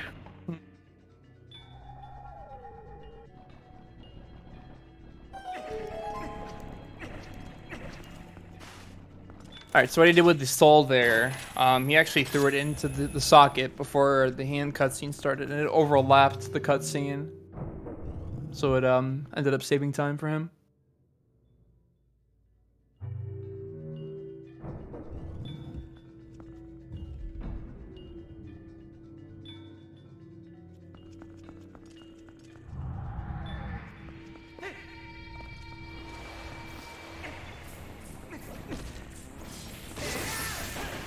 So this is why also like getting hearts is kind of important. Palace, there's a lot of instances where you can just take a ton of damage, so getting heart containers can be very very nice. Generally, getting heart containers are sometimes better than finding hearts, because sometimes the heart spawns are kind of random. So it could just be better to get heart containers over collecting hearts. Yeah. Yeah, you will take not a lot, but sometimes you will take a considerable amount of damage in Palace. Because you're already low health already from the fall. And just the little squids and everything just make it more annoying and more risky. So I'm assuming he's dropping frames. Yeah, I got a circle. Oh.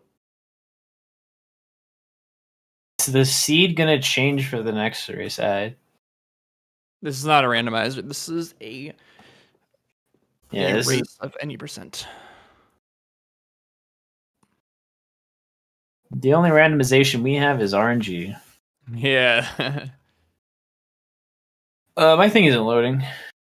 Uh, You think stream stopped entirely? I'm refreshing. Yeah, it's not loading at all. Oh, Kit's stream is gone. Uh-oh. Yep, Kit's Well, Kit's stream is gone entirely. Well, I mean, I guess we can what? Oh, actually, I think he might be back, maybe. No? Okay. I don't know what you want to do. If you want to wait, maybe like a couple minutes, see if he comes back, or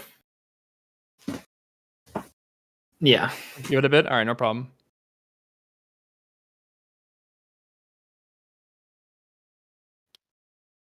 Hi everyone. Hi chat. How's your guys' days going? time for ads. Damn. All right. Don't worry, if you're sub though, you won't get ads, I think.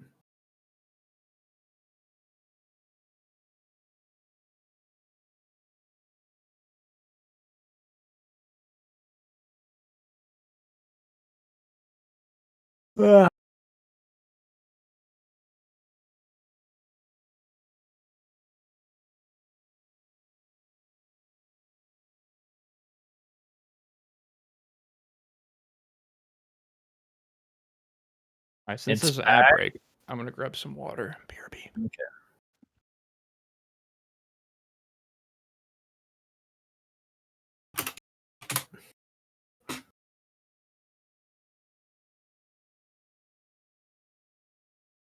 Yeah, Kitcot, you're still offline.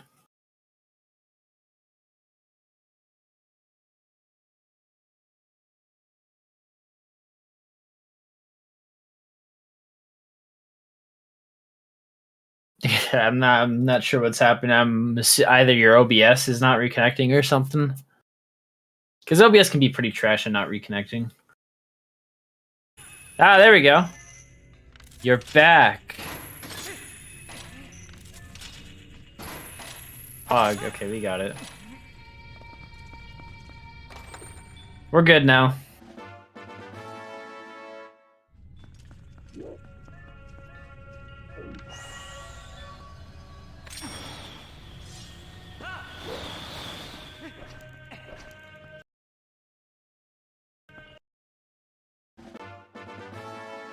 Alright, cool. All right, back. Yeah, stream's back. Oh, awesome. Cool. All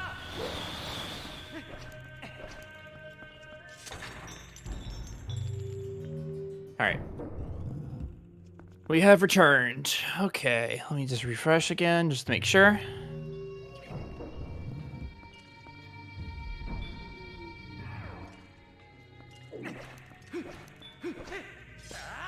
The prisoners will be free soon. Jeez. So, what I realized what Twitch does, if you do ad breaks, it actually shows, like, the stream still. Yeah, Like- it does do that. Yeah, but see, if they could do it for ad breaks, why don't they do that for, like, when you first go to a channel? So I can see what's happening while there's an ad? Like, what if I joined your stream right now and, like, something cool was happening, but I had to watch an ad? I don't know, dude. Twitch. I mean, I think you can run ads, and then you won't get like pre-rolls or something like that. Yeah, you don't get pre-rolls.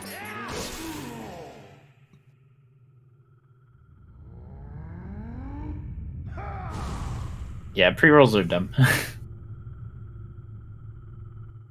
Yeah, that makes sense. Mm-hmm.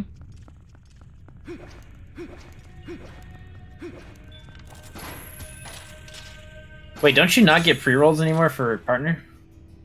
I think I still have them enabled or something. I don't know. I need to disable them. I don't know if this channel is partnered or not, but I believe they did something about that. Scuff, no. low HP. It's fine. He's gonna try and kill it, I'm assuming. Oh, the hand. Okay. The hand has like a shockwave attack. It can kill you.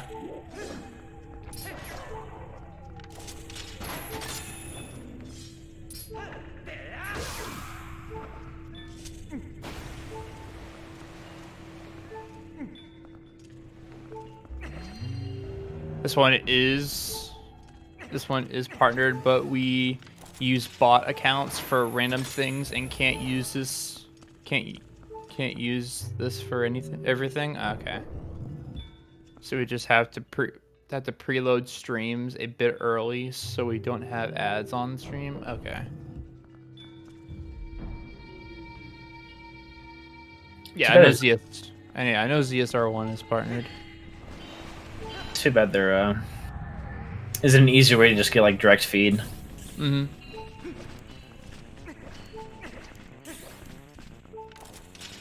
Alright, we are at 1 heart and a dream. Yeah. Having 1 heart for this next section of Palace can be really scary. Well, we didn't even see time loss for him because we were disconnected. True.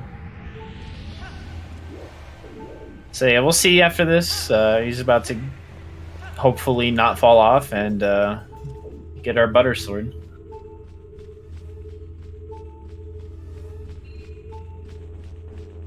Looks like he is going to be a little bit behind. But I'm sure he has still a little bit of time saved left.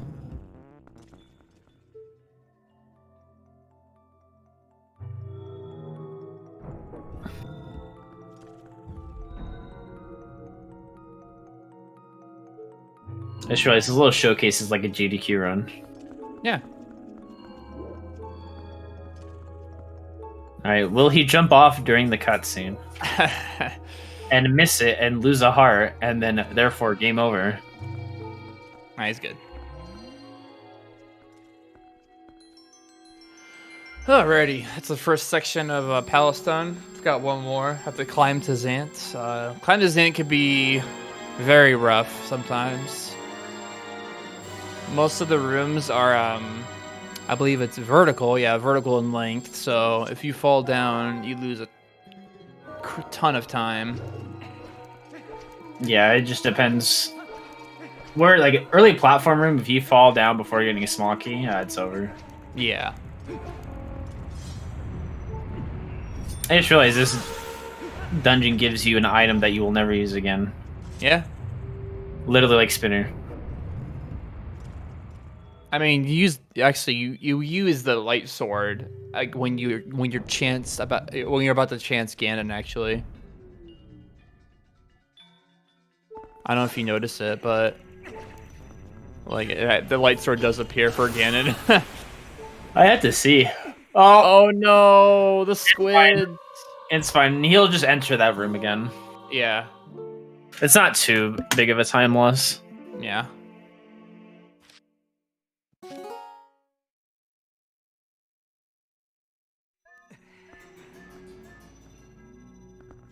You actually made me curious now. I want to go see that. I wonder if it appears still if you don't have it. I don't know. It might still appear.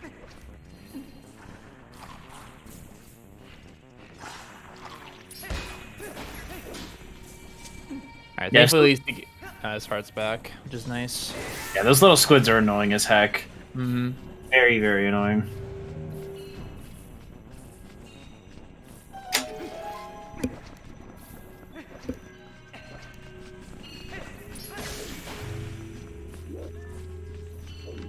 So here you can do an LJ.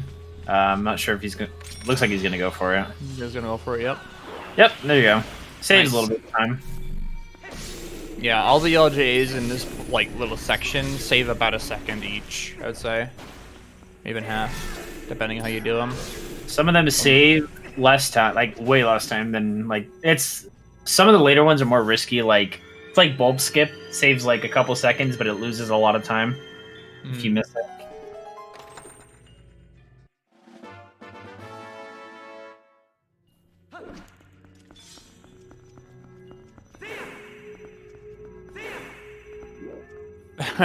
The timing. Yeah. There's another LJ you can do here, but we'll see if he goes for it. Hey, he's going for it. You got it. Nice. Let's go.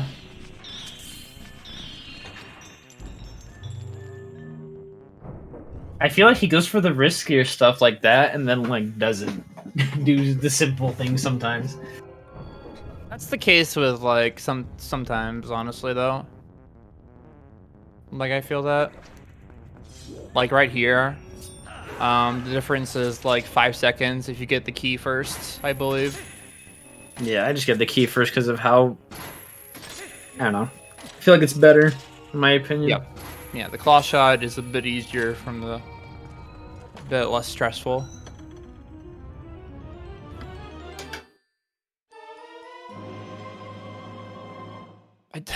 Dude, do you really just roll? Like, how do you do that? I've never done that before. You have to roll through it. If you let's say you L target an A, you don't have enough speed, and then you'll hit the what's it called, and then you'll turn into a wolf. Okay. You literally just have to like look that way and hold forward and get like a full like roll speed. Okay. Dude, he's getting juked. Birds, man. Okay, good. Right here is gonna take an intentional void. It's faster than to ride the platform. I didn't realize that platform literally just takes you over. Yeah. I guess if you're low on hearts, like it's just take the platform back.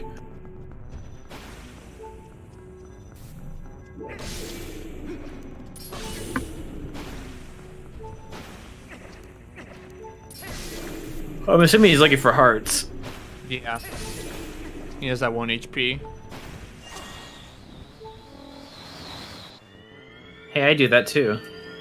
I actually figured out you control people by doing an LJA right there, but it doesn't do an LJA. Gives you like a mini one or the smallest jump attack Yeah. ever, or something like that. Yeah, it does like the smallest one ever because of the rock. It's funny if you want to troll people.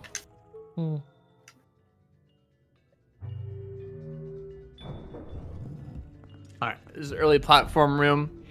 So there's a platform at the top of this room that's on a cycle.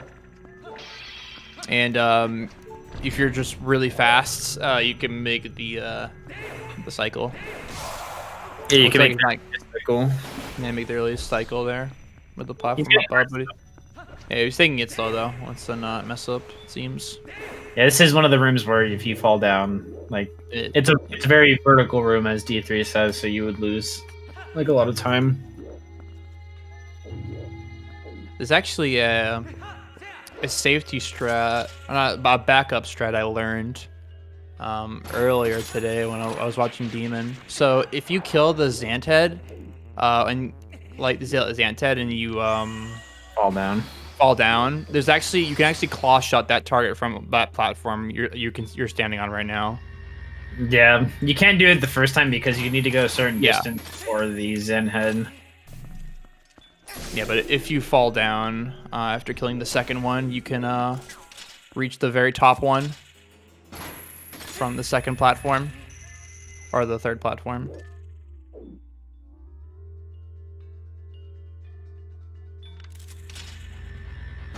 Oof.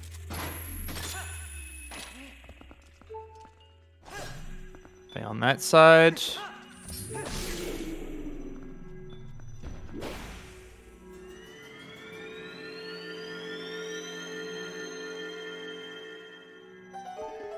Coming up, we get the Zant fight.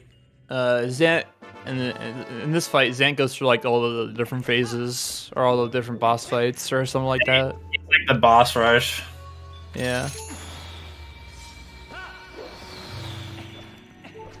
So he goes to Diababa, Dongoro, Morpheal, Ook, Blazetta, and goes to Hyrule for his final phase. Yeah. You get some Pepe Jam music. Yeah. Or Cat Jam, or whatever jam you want. Bat Jam.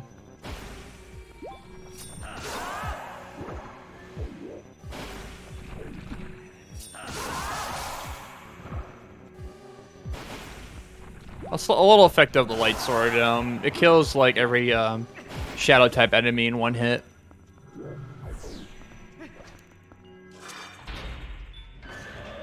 So even like a walking slash will kill those shadow beasts.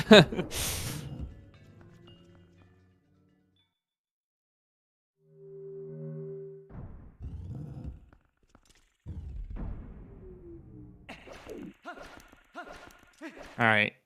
So with Zant, the way you damage him is very strange. Basically the last hit of your combo actually like does the damage to him.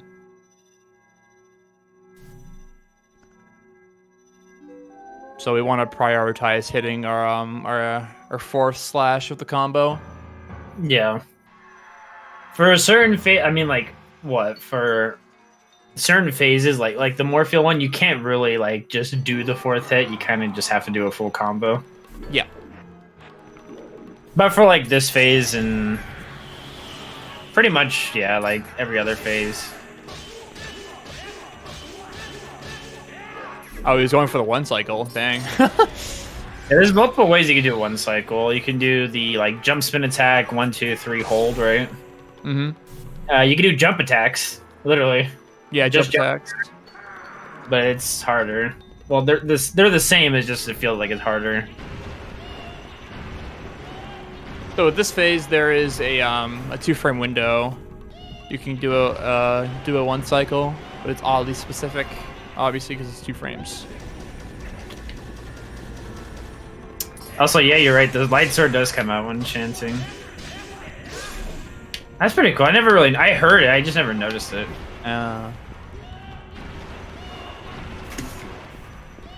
Anyways. Just gotta wait for Zant to start throwing his orbs. You can use the Gale Boomerang to kind of make him teleport around and fire the orbs faster. Yeah. There we go. All right. The last run killer of the run. I'm getting ready. This is water phase, aka Morpheal.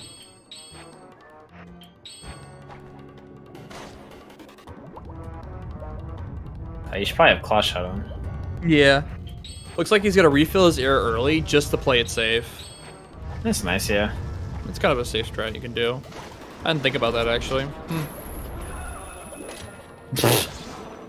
Nice grab.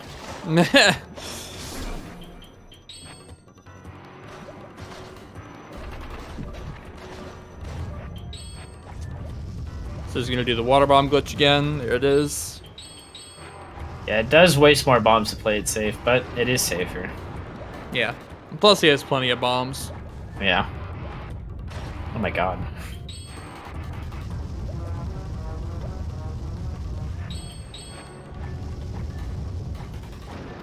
Yes, I don't know if we even saw earlier because of the lag.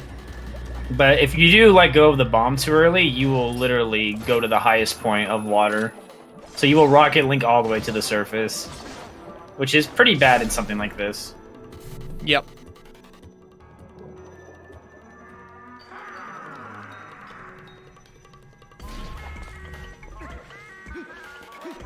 Alright, so Zan's gonna hop across his pillars, just gonna knock him down by bonking into him.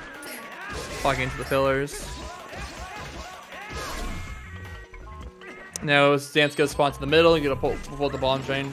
Fortunately, that was too little late, but not too bad. Not the worst. Then jump slash pentax should take care of it. Yep. And this is the only reason we need ball and chain is this Blizzetta phase. Why couldn't it have been another boss? I know, right? Why couldn't we have had Zant crawl up on the ceiling as a spider? Come on, there you go. dude. Like if we had a, was it Armagoma? Yeah, Armagoma. Imagine if we had a Zant Armagoma phase instead of this. We wouldn't need ball and chain, but we'd also probably need bow. So Yeah. it's counteractive, but oh my god. Wait, maybe it's better we don't have that. We probably need whatever it's called. Dominion Rush. Oh, Dominion. God. Oh my god, no. Never mind, ignore what I said. That'd be worse. Yeah. Alright, so this final phase here, again, I'm gonna prioritize the final slashes of our combo. Nice. That's good. Play it safe. Fortunately, he missed, so Zant's gonna start teleporting around again. Oh no, now it's... Yep, now it's the... Yeah. where it's just...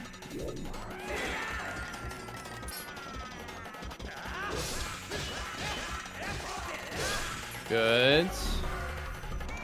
Nice. Okay, that's not too bad.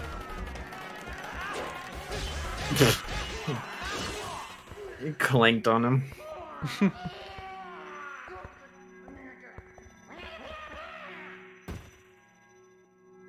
And you're ahead again. Nice. Good stuff, man.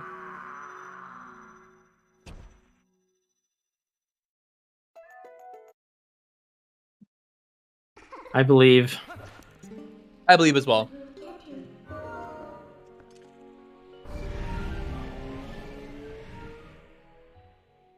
So now that we're done with Palace, we can now finally head to the final dungeon, Hyrule Castle.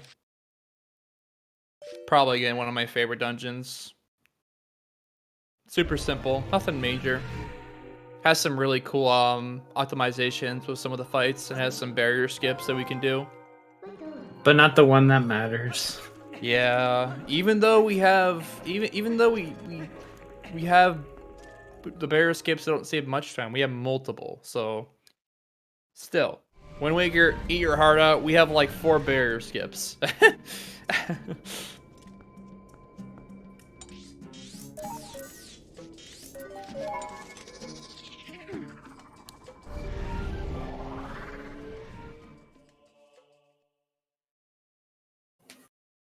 Alright, so hopefully we're going to be trying to skip the mailman for the final time.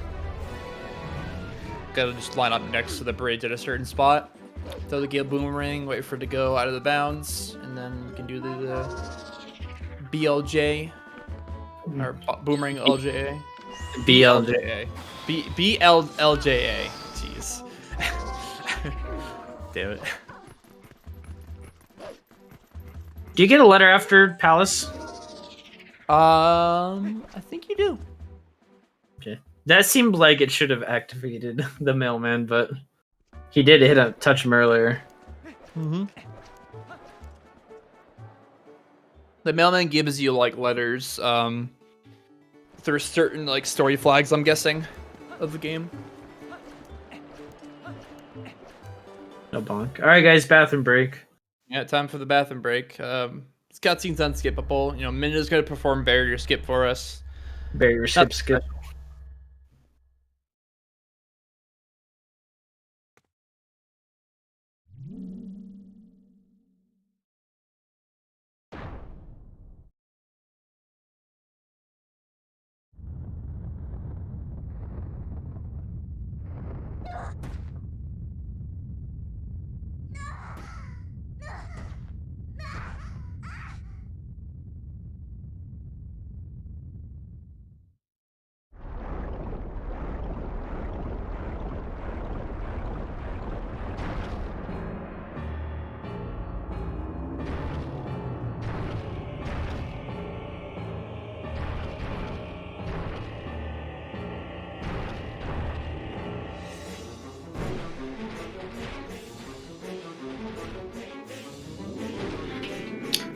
I actually could have done this way earlier, but Zant had to be a butthead and take the pieces away from us. Fuse Shadow. Yeah, the Fuse Shadow away from us. And then it literally was just like doing everything else just to get the Zant.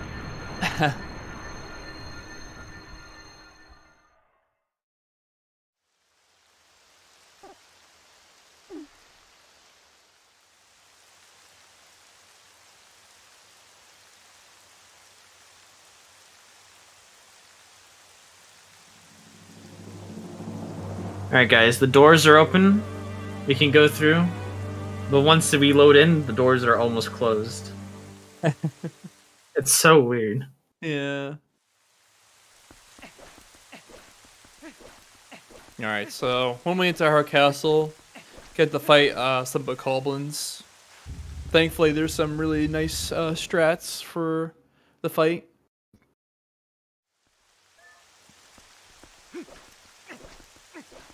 Yeah, since we have bombs and ball and chain, you can do multiple strats depending on what you have.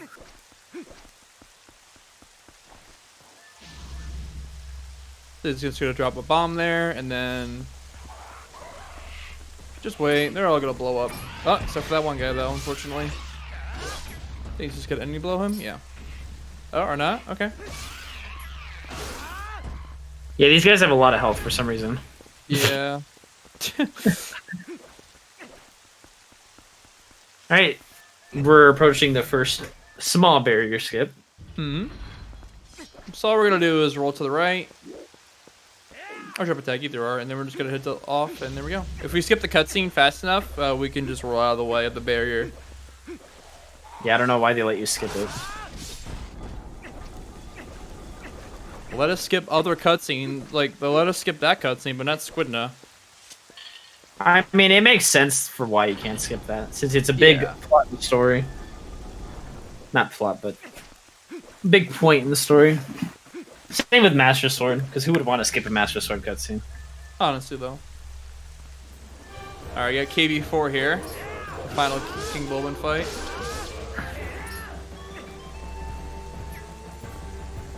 It's gonna be doing the same thing, just using spin attacks against King Bulbin. They just do multiple hits on him. Yeah, King Bulbin is just the same fight like every time, except for the first one and second one. Yep. 3 and 4 are the same.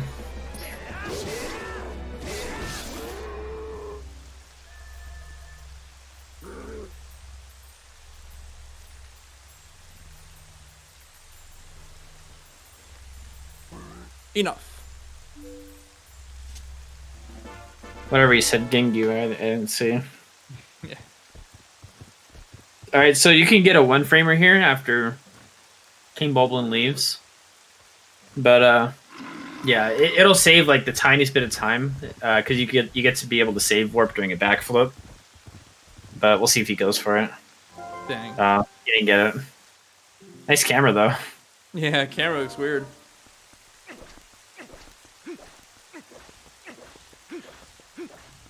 Just gotta roll his way over to the main hub area again, and then he's gonna enter Hyrule Castle. There's gonna be the second barrier skip coming up.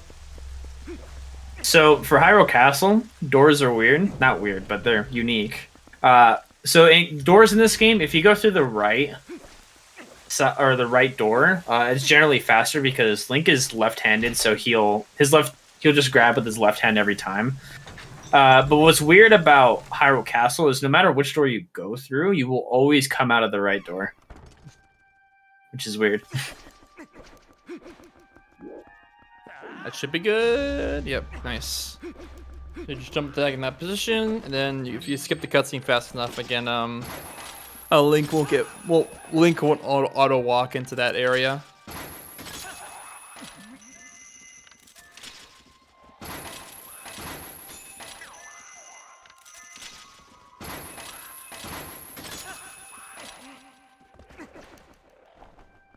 We even got the Dark Knight fight here. There's some really cool things we can do with the ball and chain with this fight. I think he'll be taking the safe way though.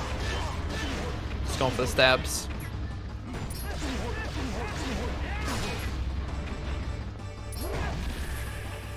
That was weird. Nice. Yeah, animation cancel. Yeah, interesting. Yeah, it happens a lot with Ganon if you're close to the barrier.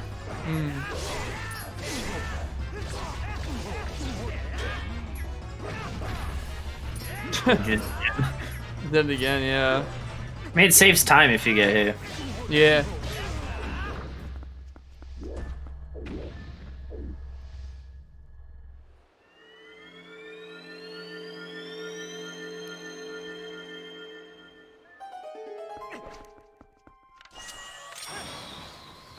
Gonna just go beyond the thing. We can just use the Gale Boomerang on the torch. And the platform just raises up, and then this combination here is always the same.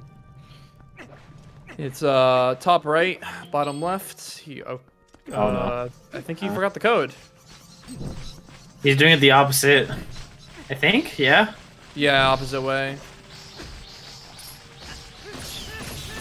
Yeah, code is top right, bottom left, bottom right, top left. So it's top right, bottom left, bottom right, top left. There you go. Yeah, looks like you just got it mixed up. Yep. And these down Alphos here, there's a we're gonna just use the bombs to take care of them really quickly.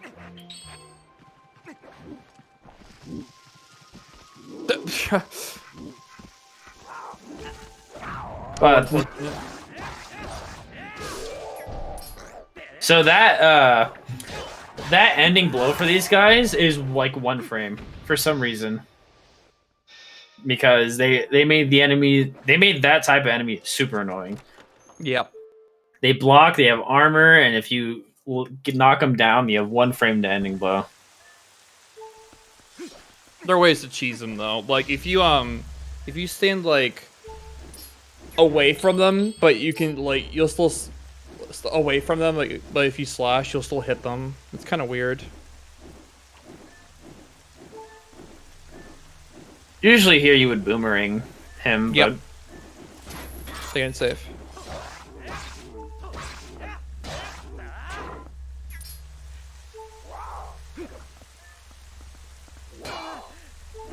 I'll just go away from the flap again, maybe? Or yep.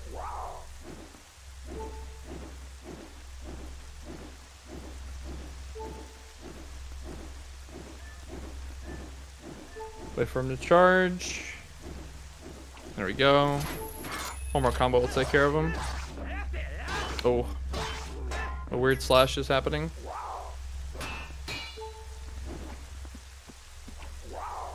Sometimes if you like slash too fast, like they'll just end up missing.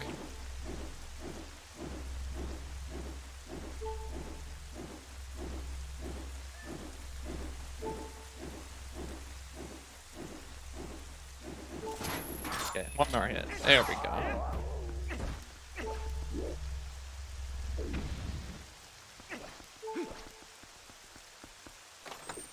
Got our key. And now we're gonna get the boss key from the other side.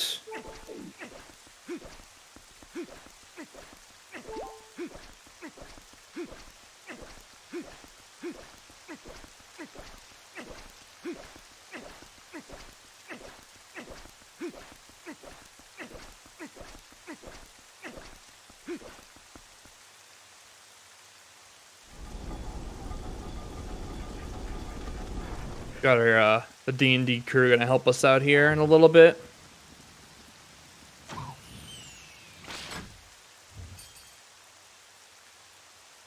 I don't know why Link just stood there. Yeah, I could have just moved out of the way. Or used his shield. Suspense.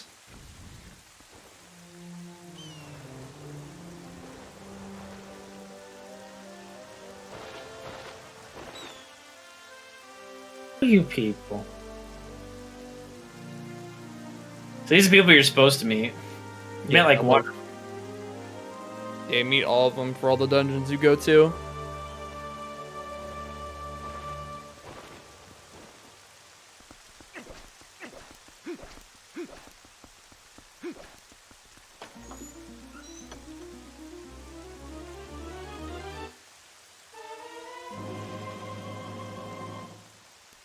Alright, now we're going to the final climb. Nice bonk. That was manipulation for Zelda. Yep. I believe Kitcot can still PB, which would be great.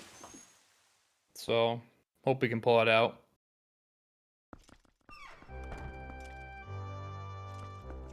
So many bonks.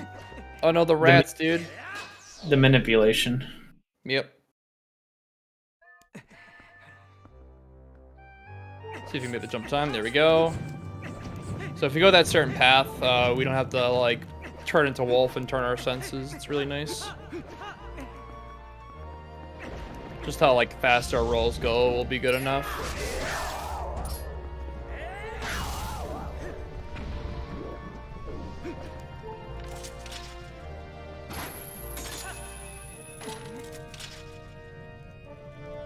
Gonna claw shot our way up.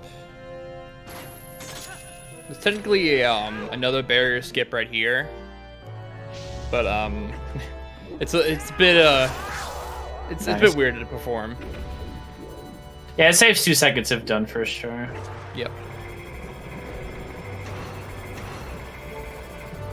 All right. Will the Dark Knight have a job? I hope not.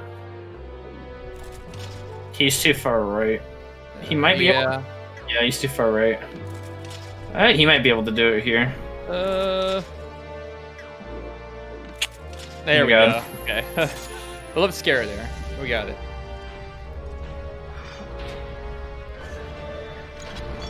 Looks like he's still ahead too.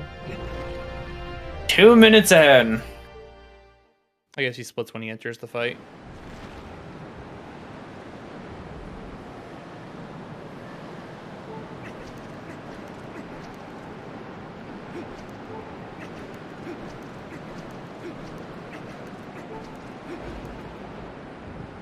Fade out.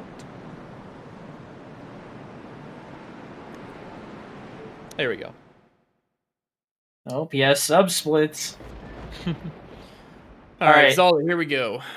Can you get the crash? Nope. Didn't go for the crash. So with Zelda, it's complete random what she does or he does, whatever, you know. Ganon's possessing Zelda, so you know. So best kind of Zelda you can get is a 7 cycle. But they're like kind of variations of 7 cycles. Mostly because Zelda has 2 different attacks besides the orb. She has a dash attack, which you just saw, and then she has a Triforce attack. So that's been 3, so you already can't get a 7 cycle. Yeah. So if you want a 7 cycle, you need an orb on 1, 3, and 7. And then anything above that is 9 cycle. So, yeah, so right now he's on pace for 9 cycle. That's 4.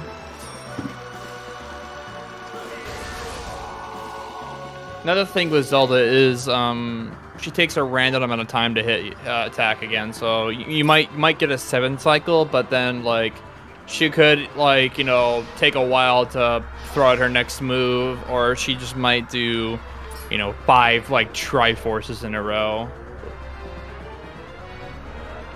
There's also been like parts where those have been times where like you just get 0 Triforces and you get all dashes. Dashes are really fast compared to Triforces. Was like it very Kitcot. of dash as well? Yeah. She could do dash spin for like whatever 3 times. She'll like spin around you. Oh, you can have that not happen if she clanks your shield actually. Oh, okay.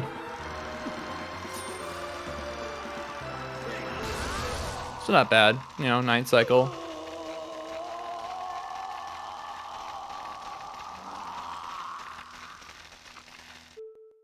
And then with B-Skin in here, I don't know if, let's see what he does here.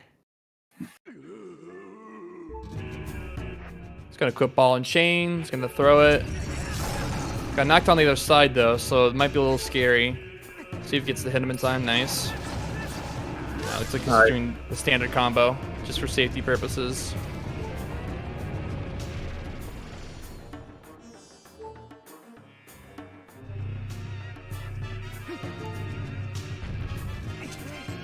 He's gonna turn around, he's gonna hop back.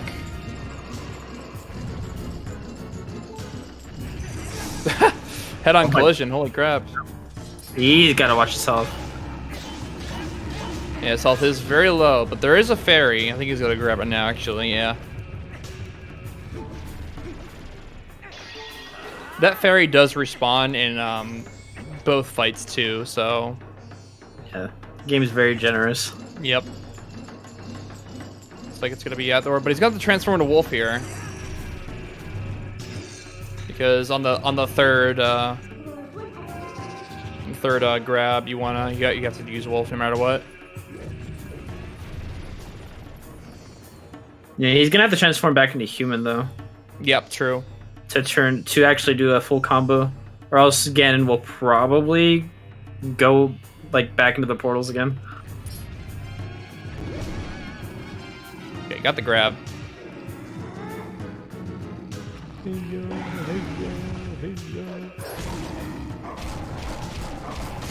Fortunately, did not take care of him.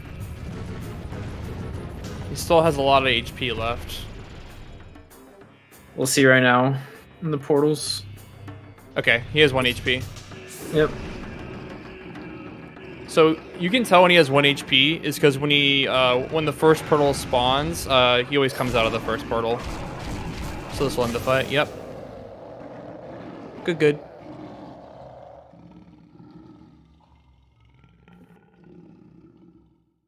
And now we have horseback and We are almost done.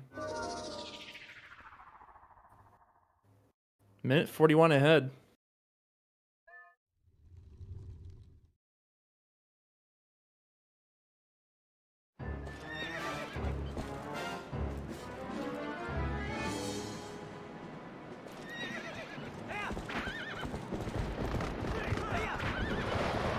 Alright, so avoided the ghosts and got swung out.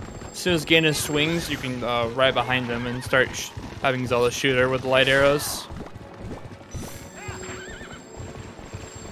Yeah, sometimes Ganon will like to juke you out after hitting him with a light arrow. Another thing is, you don't want to get too close because Ganon's horse has like a hitbox, so you want to just not get too close to the horse.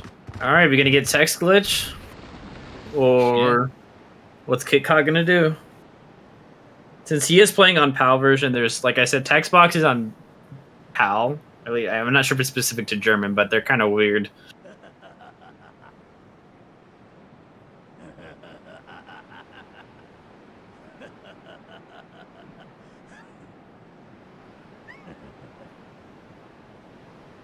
Looks like it's happening. Hog. Yeah, so this text box is supposed to be automatic, but whoever made German text boxes just did whatever job, I guess. So you can actually keep this text box on longer than you're supposed to.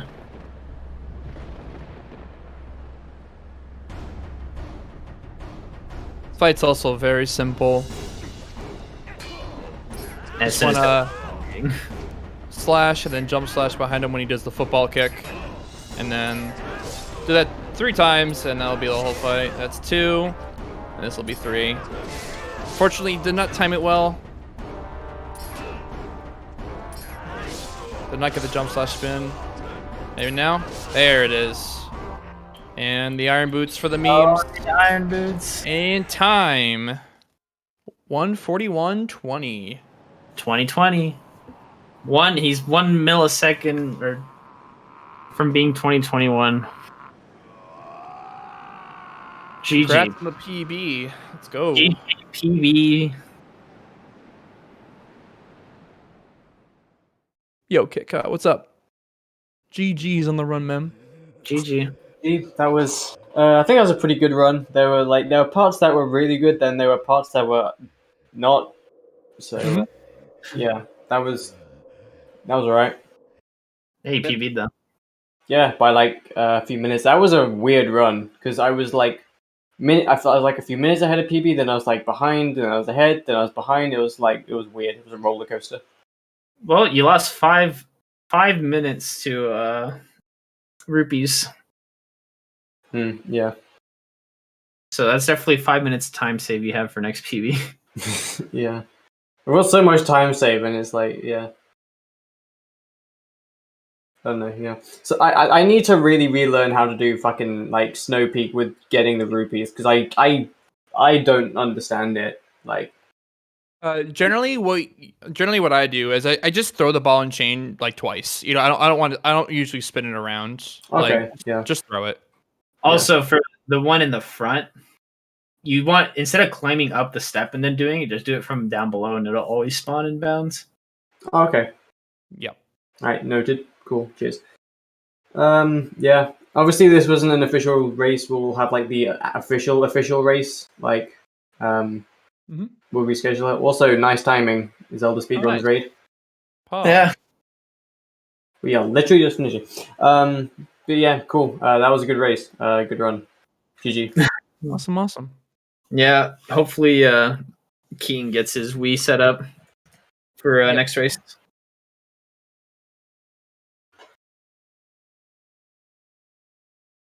Yeah. Okay. I'm done. I'm done here. I don't know if you guys want to say anything. Well, yeah, that was a great race. Yeah, great showcase. Yeah, it was great. It's like you had your own little mini GDQ run. Yeah. Yeah. But yeah, hopefully everything goes well for your actual race. Yeah. Next time. Yeah. Hoping that as well. Yeah. Yeah. I think that's really it, yeah? Yeah, I think that's mostly it, yeah. Thank you for doing text box thingy. The Ganon.